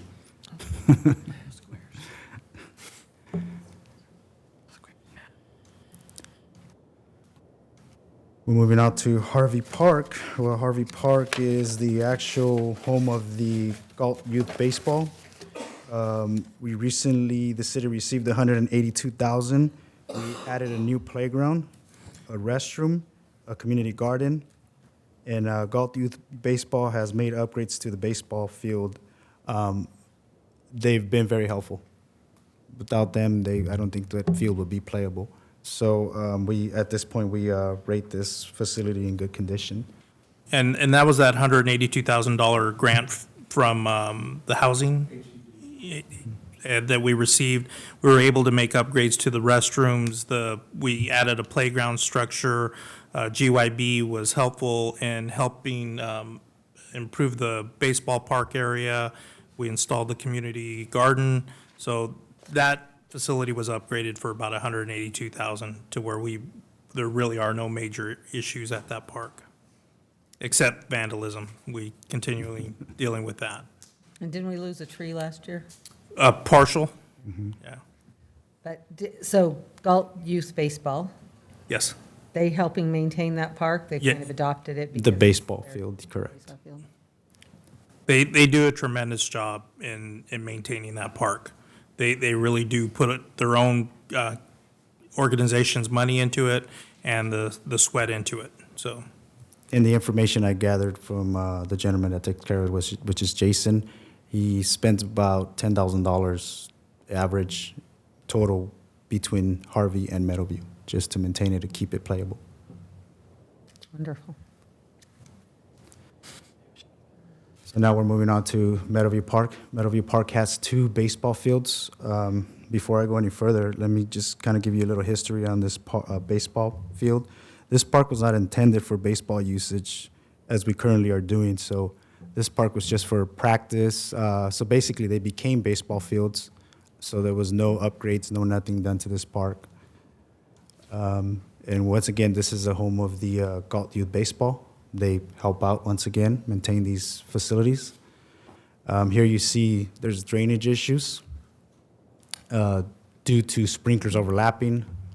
And going back to that, what I was talking about, it wasn't intended for baseball fields. Moving on, we don't have a price for that because, the ground's not graded correctly. It wasn't intended for baseball as we're using it now. No, we used to practice softball. Yes. Mm-hmm. So moving on to the shade structure.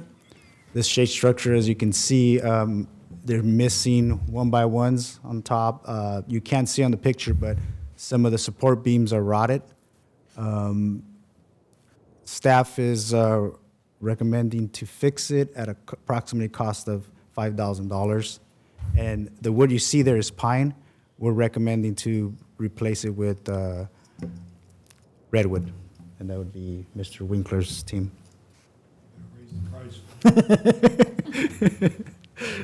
At approximately 5,000. That's just The your pine cost. is deteriorating, is that what? Yeah, it's rotting, because pine doesn't last that long. We never treated it, it's just had paint over it, so it's actually rotting. So it's time, it's given us a life cycle pretty much. Moving on to the restroom building. This building, we have issues when we have tournaments, baseball tournaments. We have issues with the sewer backing up, and it's constantly. We have to call the wonderful Department of Public Works out to assist us. Staff is actually, we're thinking that the reason why this happens is because the sewer line is uphill. So it's not gravity. So it's something major that we have to address. Talking Meadowview, yeah. Yeah, you know what I'm talking about. So we are actually recommending to put a pump to help with this issue at approximately cost of $18,000. And that's the inside of the restroom. There's been no upgrades for a long time. I'm thinking over 12, 15 years. Partitions are rusting. Toilets are residential toilets with tanks. It's not a commercial with the slowing valve. We have many issues with these restrooms. We are to replace all this, it'll be a cost of approximately $12,000. That would be for both restrooms. And they have to be ADA, right? Yes. Correct. So Meadowview is an example of a park that has no lighting and landscape district. It's being funded solely out of the 06 fund to pay for its maintenance, upgrades, or any structures. Correct. Unlike areas that, community park that does have some lighting and landscape. Community Park is also funded by 06. There's percentage broken into how much 06 will pay and the L&L will pay because it is a community park and it benefits the whole city. So moving forward, our playground. Good news, we have round posts there. However, they're starting to slowly take out some of the slides. They no longer make parts for some of the slides, so they're obsolete. But the posts are okay. But the posts are okay. How old is that park? That's probably about 18 years old. And that's probably playground. The playground is. Playground. That's probably one of our newest playgrounds too. Well, besides Walker. Yeah, park's been there a lot longer than that. Yeah. Yeah. Yeah, the park has been there about Yeah. 53 years. Yeah, I meant the structure. Yeah. Well, back in '95, when I first started, I actually helped put the playground in. So I was young back then. I'm surprised he's been here that long. At approximate cost to replace the playground is $78,000. That includes the posts? Couldn't resist. So this is the McCaffrey. That's the Northeast Sports Complex. Looks beautiful from the aerial shot. We share this with the school district. There's multiple sports played out there. There's baseball, there's soccer. School district uses it. The lawn looks beautiful, but when you get close, you see the patchy grass. We can't repair this because there's no downtime. District uses it daily, and it's impossible to grow seed on that turf with the usage. Now you see another picture of it. We don't have a approximate price. There's no way to tell how much it would cost to replace this. And a few years ago, we did attempt to try and rehabilitate some of the sections. We had trespassing on there. We just couldn't keep the people off to try and do the repair. And with the growing season in spring and in fall, it's used too much to try and rehabilitate that property at this point. So we're not putting a price tag on it, but we wanted to make you aware of what it looks like. Does the school district chip in any, or is it all on us? It is all on us. It is our maintenance. We take care of the maintenance of that facility. That's part of the agreement with the school districts and our sharing facilities. Correct. About 2 or 3 years ago, we signed a new agreement that we would take over the maintenance of that facility. Isn't that piece actually a carved-out section of like 5 acres or something?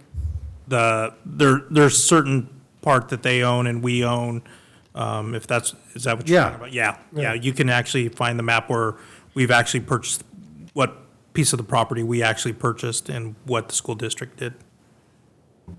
Does the play field go beyond the boundaries of whatever is city property? Yes, yeah, it's, so that 5 acres you're talking about is towards the back.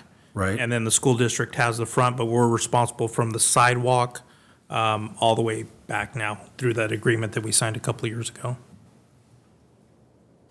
Does that include, do we pay for the watering of it? I believe we do, yes. We do.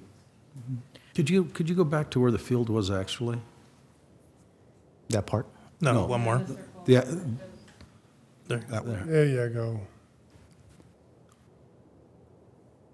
In the pictures of the lawn, so the area inside the red line, that is what the lawn looks like on those other pictures? Yes. Mm-hmm. And the part by this is usually dead. So that must be a spring photo. So this next picture, go to the next picture. I took this picture, and then I took these next 2 pictures as a close-up. Click it twice. That's what it looks like when you look close. As you're driving by or you're walking by, looks like it's a great facility. Looks like it, I want to go out there and play ball. But as you get close, you can see what it really looks like. So how long would it take to reseed it? Like if you want to do it in the spring? Approximately month and a half. Okay, because I know the high school district will kick everybody off the football field with big yellow fences and things, and. Yeah, we tried that. And they, Public Works was actually in charge of Parks and Rec at that point, and I believe they had a tournament out there without notifying anybody. Who did? Did we find out who that was? Yeah, my recollection is that we spent about $20,000 about 3 years ago doing a rehabilitation of this field. And then we came back after a weekend and they'd, about a month in, and they'd torn it all up, and we were obviously upset and tried to find out what happened. And there was a lot of finger pointing, but apparently an unauthorized tournament that this school thought we'd authorized, and we didn't know anything about it, and we didn't authorize it. And so basically kind of a black market tournament wasted about $20,000 worth of rehab. Wow. Frustrating. So now we're moving to the sports complex. Sports complex is utilized by various sports groups. It's highly utilized. Here you see the restrooms. This complex has been approximately 20 years plus. No upgrades have been done. The only upgrade that was done that I can recall was maybe about approximately 10 years ago was the floor. Sloan valves are old, they're leaking. Partitions rusting, old, and pretty much needs an upgrade. Approximately cost for that, $12,000. That's for both restrooms, men and women. This is a table that was donated from CDC approximately 20 years ago. They're an eyesore. Some of them are starting to show some wear and tear. To replace these, we would at approximately cost of $1,000 each. How many are there? You're probably about 20 to replace all of them. Here is the batting cage, the netting. It's weathered, has holes. It's showing wear and tear. Approximate price to replace those would be $2,200. and that'll be 2 of them. You can't really tell in this picture, but the fence there is actually bent, damaged. That's due to balls, players, you name it. We don't have a price for that because we don't know how much it would cost and how much of it is damaged. But just making you guys aware that there is some damage there. Here we have a drainage issue on one of the fields. Majority of the fields have drainage issues, and that is because the soil is clay. We have irrigation issues also. So basically, if you guys see yellow spots in the summertime and somebody asks us to water that area, we can't, because if we water that area, the park also gets watered with that same station. So basically, you're watering the yellow spots extra, but you're also watering an area somewhere in the park, extra watering. So the irrigation is not ideal. At a cost to put drainage at approximately cost of $40,000 to replace, whatever. That's the sprinklers. The sprinklers, yeah. Irrigation, not the drainage. Not the drainage, just the sprinklers. That would be to separate them, put them on different controllers, so we could actually keep the sports fields a little greener without having to flood the park areas. I don't know why they did that, but somehow they did that. Well, it was put in by low bid and back before meters. Right.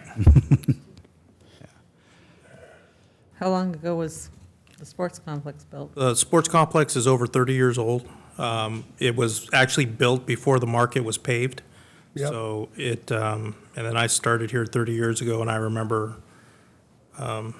seeing that there already when I came in. It was about 1986, I think. Yeah. Yeah.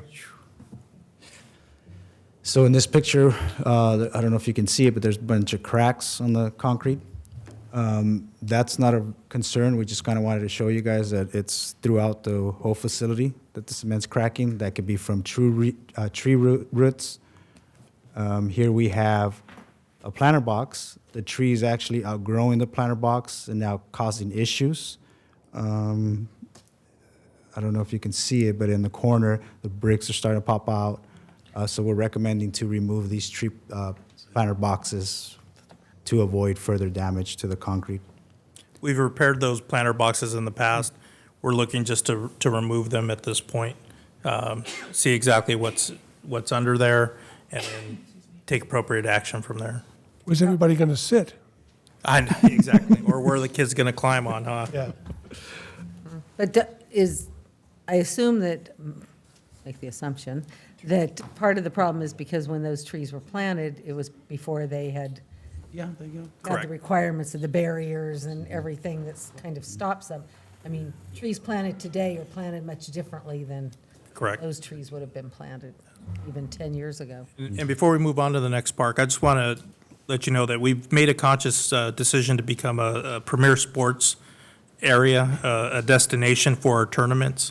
And this is one of our highly used facilities for our tournaments on the weekends. So, we need to, people want clean restrooms. People, want to be able to come to a facility that we want to be that destination, and we actually have to put some money back into this facility that's 30-plus years old. So, Moving on to Veterans Field. This facility is used for soccer. We actually have a synthetic grass area in front of the goals. The problem with this is it was a great idea. However, we have a lip now where the synthetic and the natural turf meet. And to repair this, it's at a cost at approximately $2,000 in-house for staff to do. Here we have the walkway that goes from the restrooms to the bleachers. We have a pour-in-place material. It's showing wear and tear. As you can see, there's some issues there. Staff is recommending to remove the pour-in-place, and replace it with decomposed granite. And then at a cost approximately $4,000, and that would be for staff to do. It'd be in-house project. Now moving on to Walker Park. So this park is actually utilized by various groups. It has two natural turf soccer fields and a synthetic field.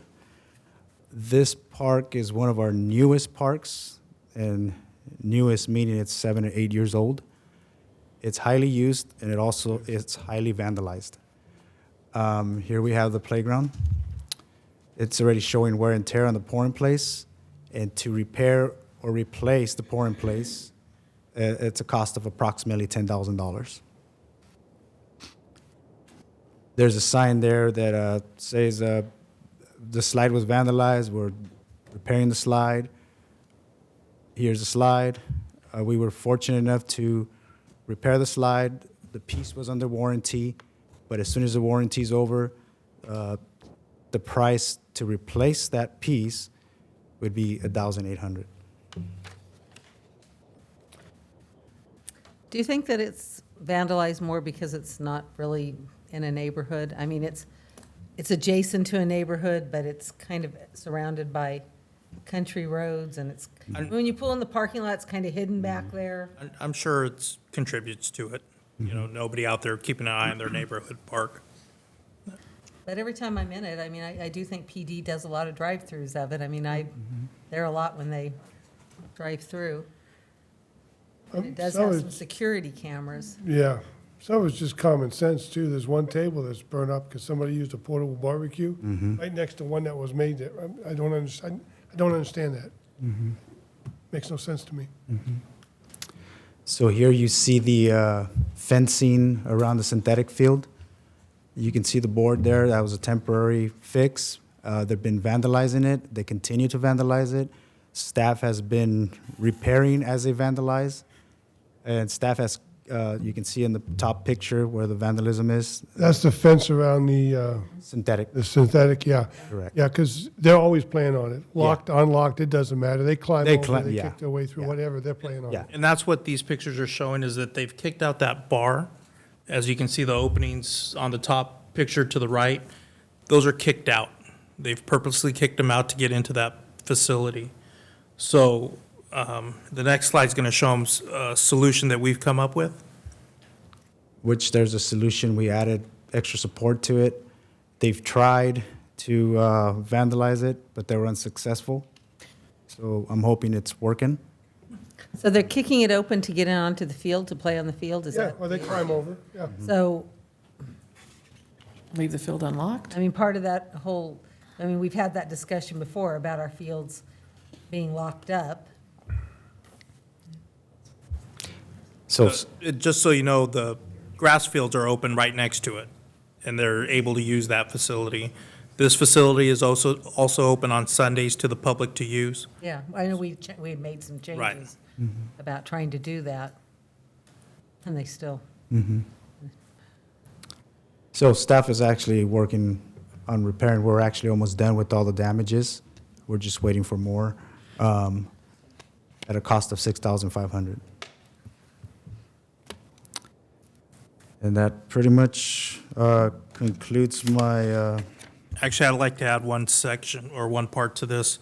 So the synthetic field, the normal life expectancy of a artificial turf is 10 to 12 years. This is already 7 years old, so I wanted to let you know that we will be adding that to the CIP this year because it's about 5 years out. Hopefully, we can get that 12 years out of it, but the cost was $500,000 8 years ago to install. to install. 500,000. Okay. I say grass is more expensive. And then as we, sorry, I had a little bit more. I lied. I not. What, you have more good news? So here's the other parks that Armando mentioned that, we had 6 parks. Here's Ashboro Tot Lot that needs upgrades, needs to be replaced. And can no longer get parts. And can no longer get parts. Square Post, Square posts, I knew that was coming. 53,000. Here is your looks so Canyon nice. Creek Park, another one with Square Post. They no longer make parts, 134,000 to replace. Here is Emerald Vista Park. Same thing, obsolete, 127,000. And this one's Lake Canyon, same thing, obsolete parts, no longer make. We've actually removed slides from this park, and we're gonna remove another one. We actually removed one, we have to remove another one. It's 151,000 to repair. This park is in really need of, this park and Greer is in really need of playgrounds. So let's say that's just, I'm frugal. So we're taking apart the community park. Are any parts ever interchangeable? I know every park has its own structure. We've made every park different with their own structures. If we were to buy new park equipment for like community park that we're doing, are there any of those parts that are able to be used in other facilities? No, because I've asked that question, they're not interchangeable. So basically how they explain it to me is if there's a Chevy and there's a Chevy Malibu, it's kind of they're not the same brands. So basically the square posts are Lockville, Miracle Lockville, and they no longer make Lockville. And we can't interchange parts from this park to this park because the plastic is so thin on the slides because of the sun beaming on it. So we're pretty much, we're not able. The park structures themselves, so many of them are metal. Mm-hmm.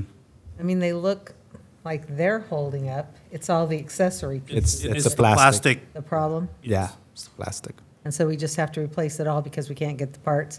Correct. And they can't be fabricated. Correct. And in 15 and 20 years, when we have to replace some of these, they won't make the round post anymore. Exactly. Mm-hmm. So what you're telling us about the only park in town that doesn't need any service is Monterey Park. Actually, yes, Monterey needs. If you have a public comment, you can fill out a speaker sheet. Come up to the podium. Excuse me, if you want to make public comment, if you'll fill out a speaker sheet, I'd be happy to have you come up after we get done. Oh, after we get done, we'll open it up for public comment. So pretty much if you have any questions, feel free to ask. Hope I covered everything, and I'm so glad that my presentation is over. My hands are so sweaty. You did a great job. Thank you very much. Rather sobering. It's rather. Amano's going to come up and tell us that we got two great parks now? No need no maintenance, yeah? Actually, no, I'm gonna be the fun guy. We're gonna talk about facility rentals. Yeah, so. Armando, before we move on, if she has questions in regards to this part of it, I'll go ahead and take her public comment.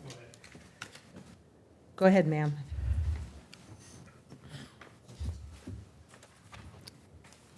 Thank you. Thank you.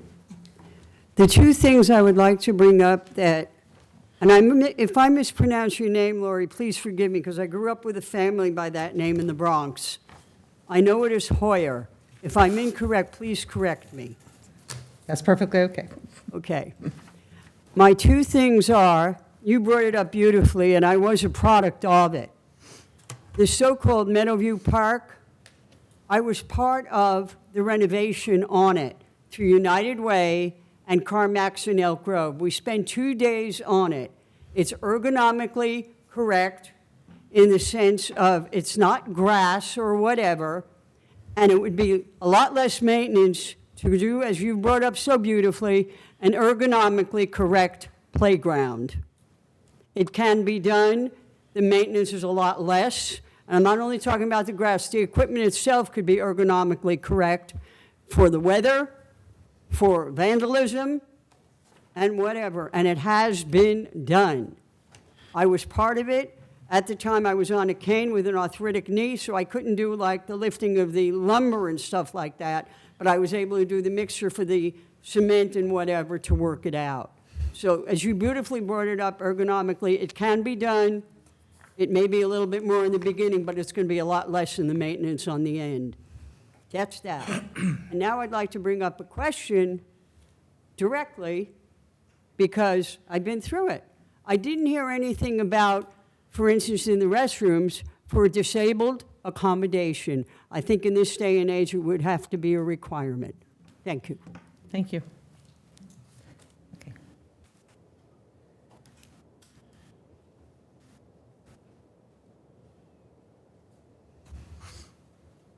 2 more sections only, so just bear with us. So in this section, we'll be talking about our community centers, our Littleton and Cibola Center.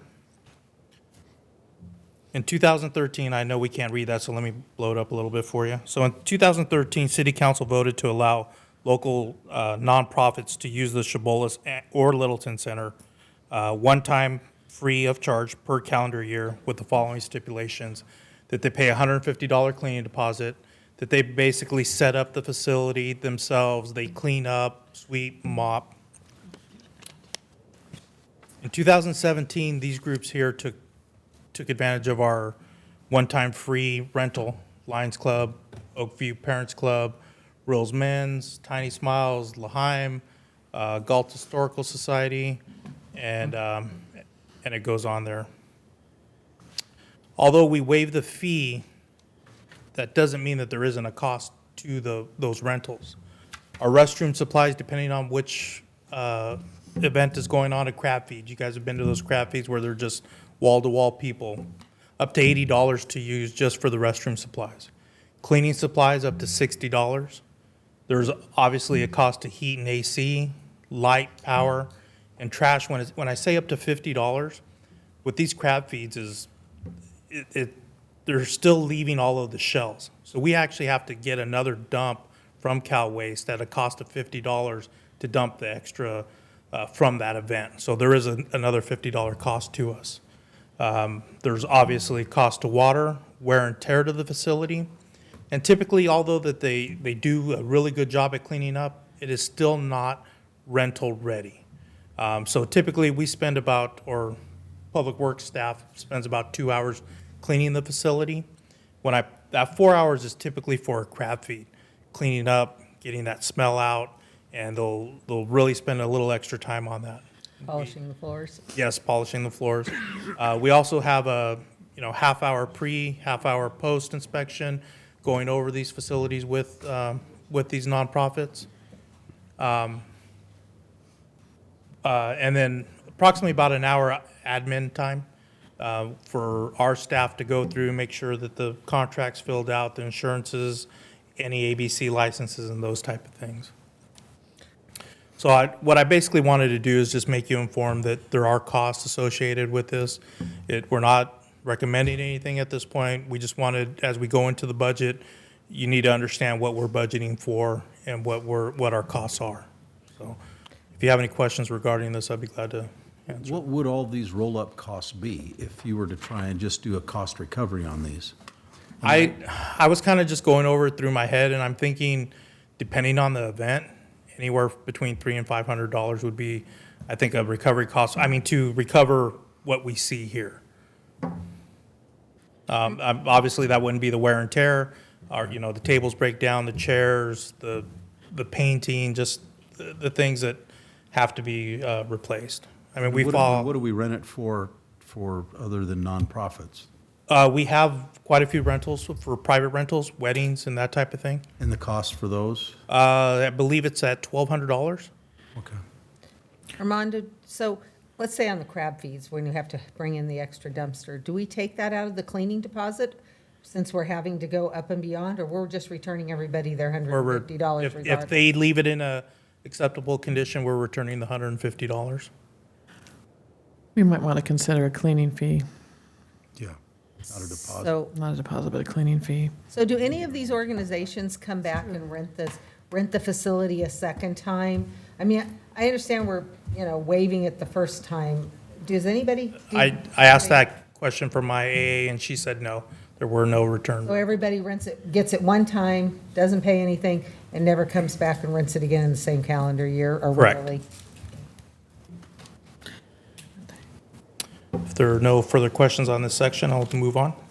Do we have a different rate for nonprofits than we have? So let's say I'm a nonprofit and I come back to rent it a second time. I rented it the first time, I got it free.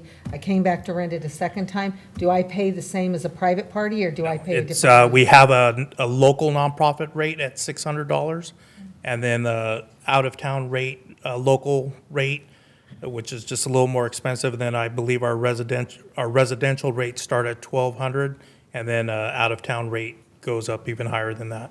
Out of town, meaning out of the city limits or out of the? Out of the city limits.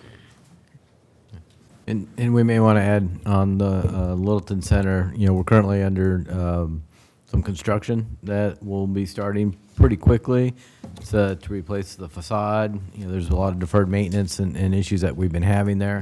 What the cost of that is, that final bid, but. Well, even replacing the stoves was a Yeah, lot more than we we did. Oh, we've got had so many bids, I've lost track I of. know. I believe that the siding work that we're currently doing, Ann, do you remember? So the parapet, and it's $16,000 for the material, and it's $55,000 for the company. So for the public, I believe you said 16,000 for the materials, another 55,000 for the contractor to take those materials. And we split that intentionally. We were able to get some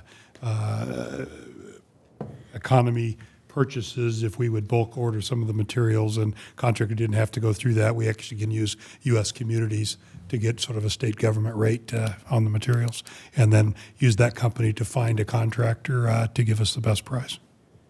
And I know when we had the community dinner there, I had a member of the public who's in a wheelchair, and she said the bathrooms are not wheelchair accessible because of when they were done, they're not wheelchair accessible. So we have a community center that is not ADA compliant. And then when you look outside, you look at the parking lot and the concrete around it, I mean, it's all buckled from the redwoods and it's lifted, and I mean, when you look at the facility, it has some really, I mean, we show the pictures of the park. If you went and showed all the pictures of the community center, it likewise is a facility that is in desperate need of repairs. That'll be the next presentation by facility maintenance. Okay. I mean, when you start walking around these things and have a critical eye, you start seeing all of this stuff and going, oh my God. And a lot of the things that we're pointing out are in that poor condition area. There's still a lot of costs associated to those facilities that we didn't bring up, but we just wanted to make sure you're aware of what's actually in our parks. Okay, let's go on to happier things, special events. And one more moment. And that's a facility that's approaching, what, 40 years old or so? And it's older than the sports complex, I believe. Built around 1980, I believe. So, About 40 years old. yeah. About the life of anything that needs major rehab. I mean, a home that's 40 years old needs major rehab. Did I miss it? Did you give us a total cost of all those estimates? Expensive. Total, They're just informational. There is no total cost of what you want? Yeah.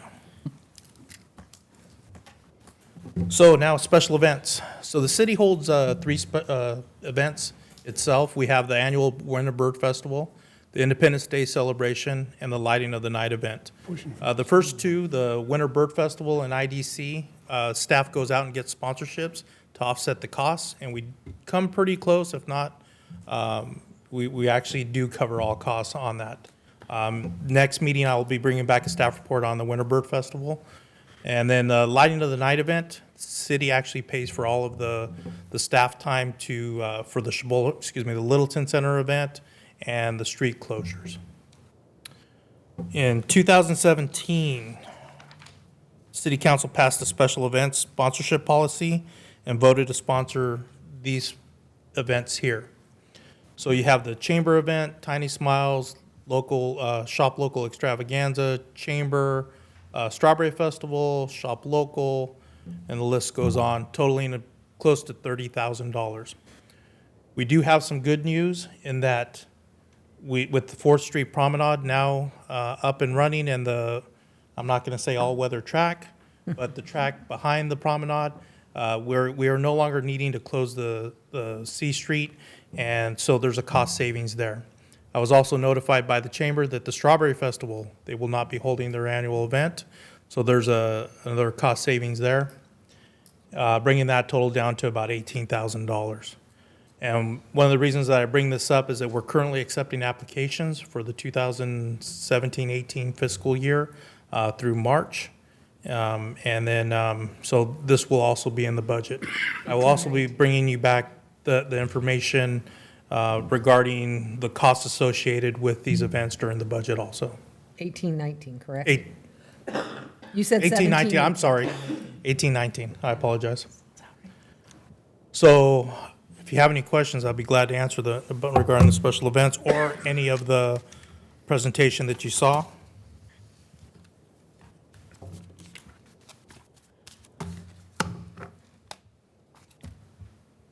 Speechless, huh? All right. It's sobering. When, so, just a question, Emily's gone, but we've never set up any sort of, in our budget, there's no deferred maintenance set up for any of these issues in these parks or in the lighting and landscape districts or anything, correct? No. So all of these are just costs that are out there, facilities that need Correct. maintenance. You know, it's interesting in some of the social media sites, you know, oftentimes we're compared to parks in Elk Grove or parks in other areas. You know, Elk Grove has a population, it's at least 10 times ours, I don't know. It's a far, far more than our population. I mean, for a little town of 25,000 people, we actually have far more parks than a lot of communities our size would have. Yes, we do. I think that, you know, councils in the past have really done a really good job on trying to have us having facilities. It's just really, we just reached the point now that they're not being maintained, and we have to figure out some way to be able to do that. Yeah, we've stretched it as far as we can.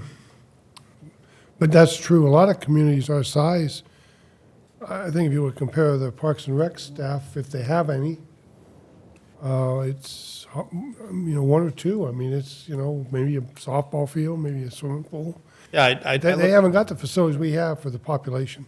I looked at Lodi a couple of years ago and compared our park system to theirs, and we're pretty much on par with what Lodi does. And they're, what, three times? 3 times, yeah. Yeah, 3 times, yeah, they're about 80,000 too. And we could thank the Galt market for all of that. You know, Well, and that's without really true, where we always Yeah. really need to remember Yep. that, you know, when I moved here, you know, the population was 6,000 people, and the Galt market was, you know, was sustaining 6,000 people plus the outside, maybe, Right. you Yep. know, that small population. Yeah. Now our population's grown and the market income has dropped, so we now can't depend upon the market to maintain everything for us. We're still lucky that we're subsidizing it with the market, but now we're having to really go into the general fund and asking for some of that money to help fund some of these projects.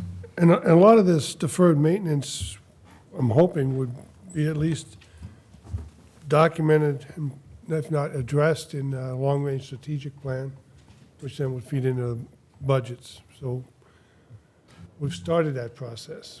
Yes. Probably 5 years too late. Have you shared this presentation with the Parks and Rec Commission? No, I'm sorry, I have not. Tried it out on us first, huh? So will you be doing that? I will. Okay. Any other further questions from council? We have some public comment. Sherry Daly? Very good presentation. Thank you, I appreciate it. Thank you, Armand. Thank you. Thank my staff. I tell you, in all the years of me coming to council meetings and watching council meetings, I've never seen a presentation quite so thorough as to what our real needs are. Yeah, thank you, Steph. You guys did really well. Hi, I might be bankrupting the next session. I'm not sure when we're going to get to how we pay for this, but it seems like a lot of the conversation has been around fees and maybe raising fees for individuals and maybe raising fees for some of our nonprofits. And I just wanted to know how the park impact fees intersect with this. So I know that for a long time we've been competing with other markets for housing, so we have to be really mindful of what that park impact fee structure, it's hard to say altogether, looks like, so that we don't chase off new housing. But I'm just wondering if even our most recent data on how attractive the Galt housing market now needs to be updated. And so I'm just wondering how that all fits into it. Thank you. one of the issues you'll be bringing back to us is an evaluation of the fees. That's another part of this, correct? Correct. This is just so you can start studying, getting ready to ask the questions, and prepare yourself, so when you see our recommendations, you're not going, where'd you pull that number out of? You know, you guys can kind of really have some information to really base that on. And a lot of these parks were based on developer fees, but once the developer's built out and gone, we're stuck with the maintenance. Mayor. And that's what we're talking about now. Mayor, would you like me to, maybe have staff address the difference between, developer fees versus deferred maintenance and ongoing maintenance? Because there's definitely a difference in what we're talking about here. Yes. Yeah, sometimes, housing development actually contributes to, there's basically two fees. One is they're Quimby or they dedicate a park. So that is actually the land for the park based on their population. The city has a policy of 5 acres of parkland per 1,000 residences. So we do our calculation to determine how much parkland either a subdivision will dedicate or actually pay an in lieu fee for. And so that is technically to go for the park site. Then for each single-family home, there's an $8,000 impact fee, which then goes to improvements at the park and what you put into it. So there are no maintenance obligations with those fees, but they're basically for park acquisition and then site development. So the maintenance of it should come in, on the back end, with the properties through the lighting and landscape districts or CFDs that end up paying for it on a long-term basis. So then the properties that are not in that have to depend. Well, that's what I was going to add, is you've got about over half of the town with a majority of the parks that are not in a park district or a landscape and lighting district. I think we do a pretty good job through impact fees and through conditions on new development to mitigate with ongoing either annex to lighting landscape or to with Eastview and some of the other newer proposals to actually form a new district that can live its life with indexed cost factors and things, rather than landscape and lighting districts, which are kind of stuck in time and going broke. So we're trying to find a new model to go forward, but that's really going to be, and if you look at your newest, nicest parks, they're in the landscape and lighting districts because it's newer development. And they built those parks and they're paying a lion's share to help maintain those parks, whereas the other parks are just pretty much general property tax, sales tax. Grandfathered in. And that's where the strategic planning and the budget, come into play, is, where we, prioritize, the funds that we do have. The other thing is, what I've been, working on through with finance is taking a look at all the deferred maintenance, that the city has. It's not only our parks, it's our facilities, it's, our IT, it's our vehicles, it's our trees. We have, quite a bit of items that we need to take a look at and start planning on how we're going to maintain this, going into the future. So it's just, one piece, of it that I think the council and the community need to be aware on, how, and what it takes to operate a community and a city. And, some of the, ideas, we need ideas from the community on how to tackle these issues. And prioritize them. And prioritize, yeah, absolutely.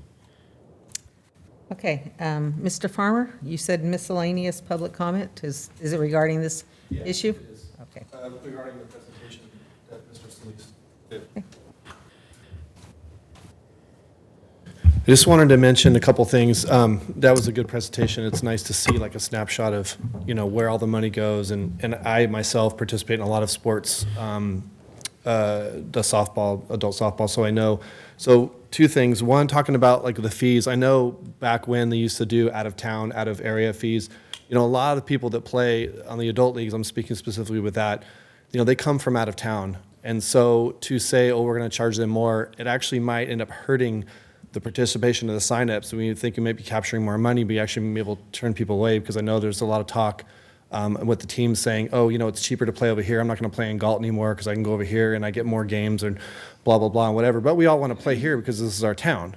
But we do bring a lot of people from other communities, and not just aside from those people, but people that live, we're a rural community, so a lot of our population lives in the country. So to alienate, to say, well, you have to live in the city limits or are you going to pay X amount more, it might hurt the programs. I know Armando knows these programs better than anybody, so I just want to stress that there was comments to him saying, you know, what can the market bear? And he's going to be an expert on that, and I'm sure he'll advise you correctly on that more than I can.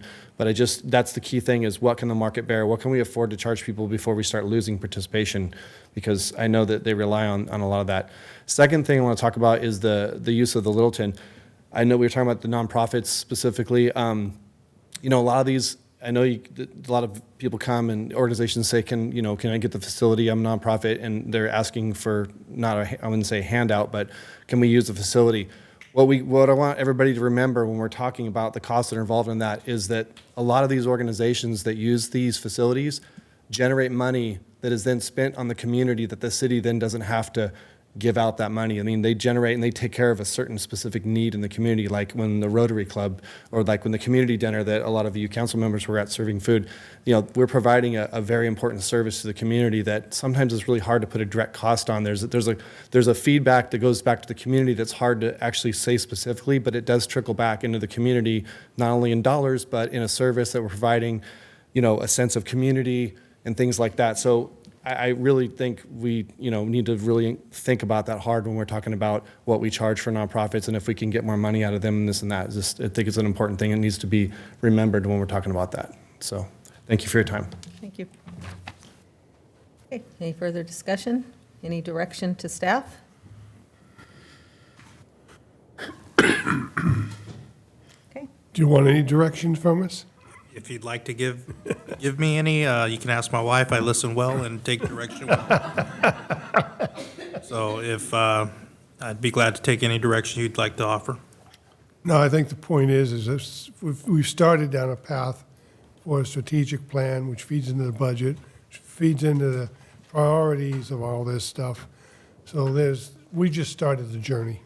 And this was just to inform you of where we are. We're not, you know, looking at, you know, I use the nonprofits as an example because people don't realize there's expenses to that. You know, hey, waive the fee, no big deal. Well, yeah, there's toilet paper and lights and that type of thing. This is just to inform you. So when you do see our budget, when we do come in and ask for the money, well, why are you doing that? Yeah. Yeah, and it would be no harm to ask the nonprofits for a donation to the city, right? That would be If they a wanted, policy decision made by council.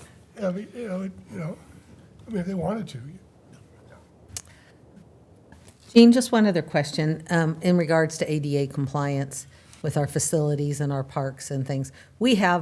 The city does have a plan. I mean, we don't have the funding base, but we do have a plan regarding and are aware of some of our facilities that were, you know, grandfathered in because they were built before the current building requirements.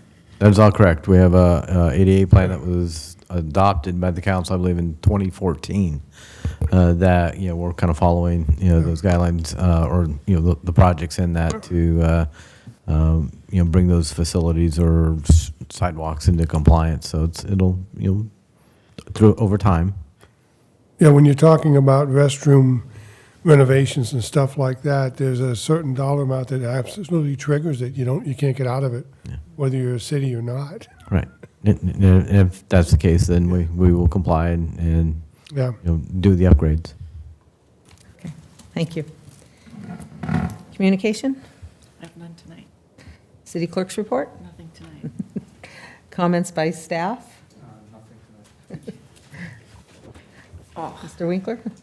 I just wanted to give you a heads up, and you'll be hearing more from us, as will the public. We've awarded, actually a couple of months ago, the sort of the next big thing in terms of infrastructure project, which is safe routes to school, bike ped, and roadway rehabilitation. It's a combination of about 5 different grant programs, and then leveraged against some of our Measure A and our new SB1 enhanced gas taxes that are now starting to trickle in this month. And that project will actually be starting in early March. We'll be going out with some resident advisories and keeping council informed to let them know what's coming to a number of streets in the South Galt Old Town area, and some 200 curb ramps that are not ADA compliant currently are going to be replaced or new ramps put in, infill gap sidewalks at a number of the key routes to our schools where there are no sidewalks today. Want to get the kids out of the street, and then there are other pedestrian and bike path enhancements, as well as trying to fix up 5 or 6 of our major arterials feeding the schools in the Old Town area. So it's going to be a busy summer on a very large project, and we'll be trying to keep the public and the press, and we'll be working with the clerk on keeping Facebook up to date on kind of where we're going next. And we're going to be doing regular advisories to the streets and the blocks and the residents that'll be impacted. We'll do some general handouts probably the next couple of weeks to those residents across all of those streets.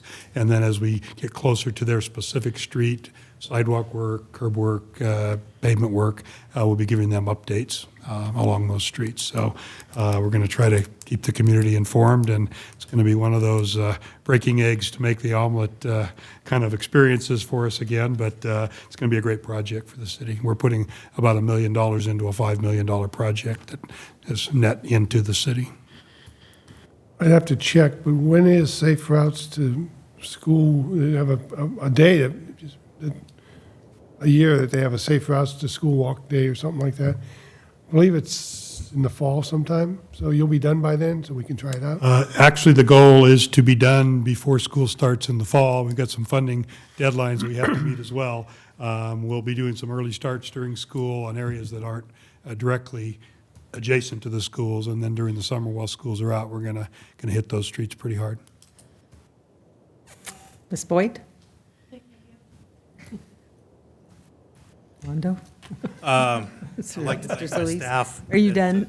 Your staff did a great I'd like job. to thank my staff, just not for tonight. I have an amazing staff, and we had the Winter Bird Festival on January 20th. So publicly, I'd like to thank Leslie Sheets, Monica Lopez, Armando Morales, and all of their staff that helped us with that event. I'm blessed to have these guys on my staff right now. It was really a beautiful day. Yeah. It was a great day for it. Chief? And I don't have anything tonight. Nothing more to add. Thank you. I have nothing further. Thank you. Okay, moving on to comments by city council members and future agenda items. Mr. Campion? Nothing. Ms. Lamson? No, thank you. Mr. Molson? Oh, I think everybody's heard enough of my comments tonight. Vice Mayor Cruz?